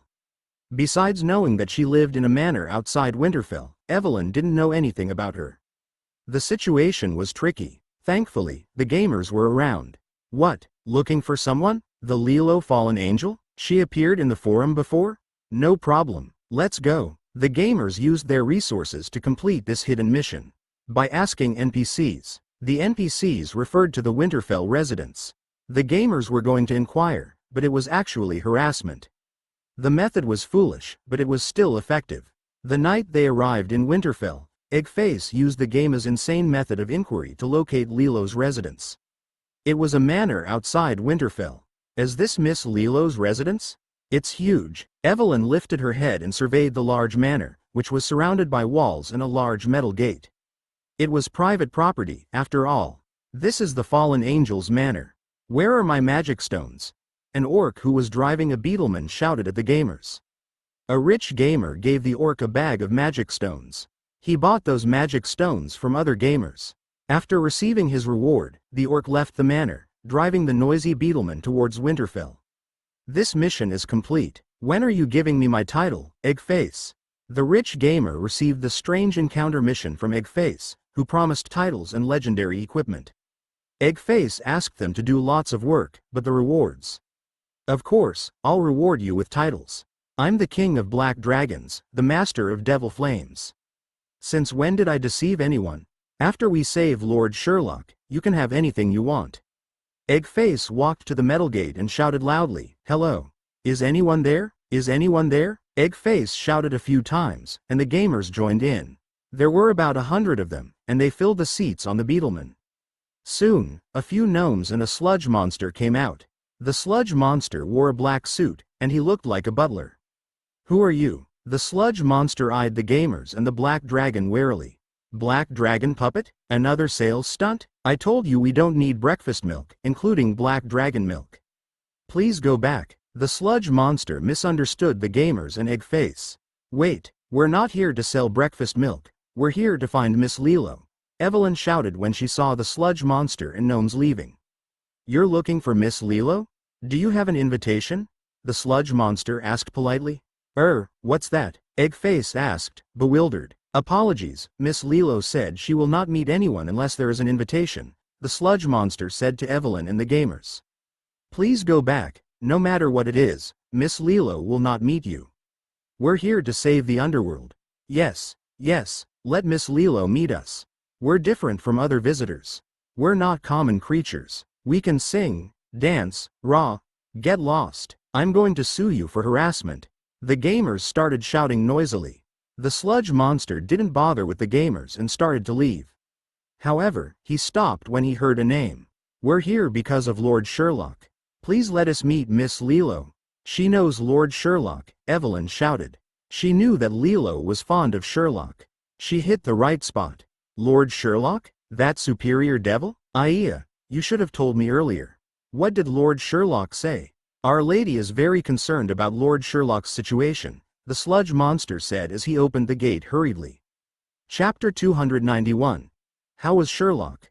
The main hall of the manor was in the midst of the woods, which was very rare. Due to some special reasons, Underworld residents didn't like using green plants to beautify their homes. When Evelyn, Eggface, the gamers, and the sludge monster went into the manor, Evelyn looked around curiously. The gamers were whispering to each other since they wanted to be immersive. However, their chats could still be heard. The mission chain is long. I'm going to take my meal later. Take your meal after completing the mission. I have exams tomorrow morning, so I can't play for too long tonight. Let's hurry the mission along.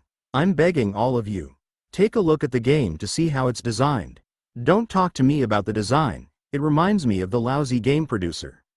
The lousy game producer made my hubby Sherlock disappear. Gosh. I'm afraid your hubby is dead. The discussion forum did an analysis. The death of the dungeon lord can develop the plot and is a common gimmick that earns tiers and provides a chance to create an instance dungeon for remembrance. A statue is erected in the dungeon, and a nostalgic mood is created. It's pretty sweet. I don't believe you. And other similar conversations. Normally, creatures would be angry with such chattering.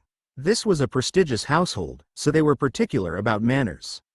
The chit-chattering wasn't showing respect for the lady of the house. The sludge monster butler wasn't angry due to Sherlock. They were brought to the main hall. The sludge monster turned around and said to them, "Please wait for a moment." The main hall didn't have seats for 100 creatures, so the gamers sat cross-legged on the ground or just stood around. After waiting for a few minutes, the gamers were getting restless. They started doing things like advertising. 1-hour tuition class for 100 renminbi. I'll guarantee that you can cut down trees rapidly. For the Sacred Night package, please meet me personally for discussion. Selling equipment. Selling blue superior equipment. Anyone interested in taking over my adventurer's mission? Blacksmith raw materials. Selling all kinds of ores. Recruitment for guild. Springfield Flower Kindergarten is a quality guild. Our guild chairman was the runner-up in the Dark Rider tournament. The main hall became rowdy. A young lady who was dressed in a tutu skirt had a pair of black angel wings behind her. The decadent black feathers shed continuously and vanished into trails of mana in the air. The young lady appeared at the entrance of the chaotic main hall. Behind her were a succubus servant and the sludge monster butler. She was the fallen angel, Lilo, that the gamers were looking for. The gamers noticed Lilo and continued chatting. Though the gamers were emphasizing being immersive, they were in the midst of business. So they continued talking. The only way for them to stop was for the gamers to go offline or for Sherlock to exert his dominance. Lilo didn't have the ability to restrain the gamers and activate the plot animation mode. She discovered that when she went to Eternal Kingdom for a visit. She tried again to stop the gamers, but it was in vain, and she gave up. Miss Lilo. Evelyn walked towards the fallen angel. I remember you. You're Sherlock's secretary. Lilo looked at Evelyn and asked, "Where's Sherlock?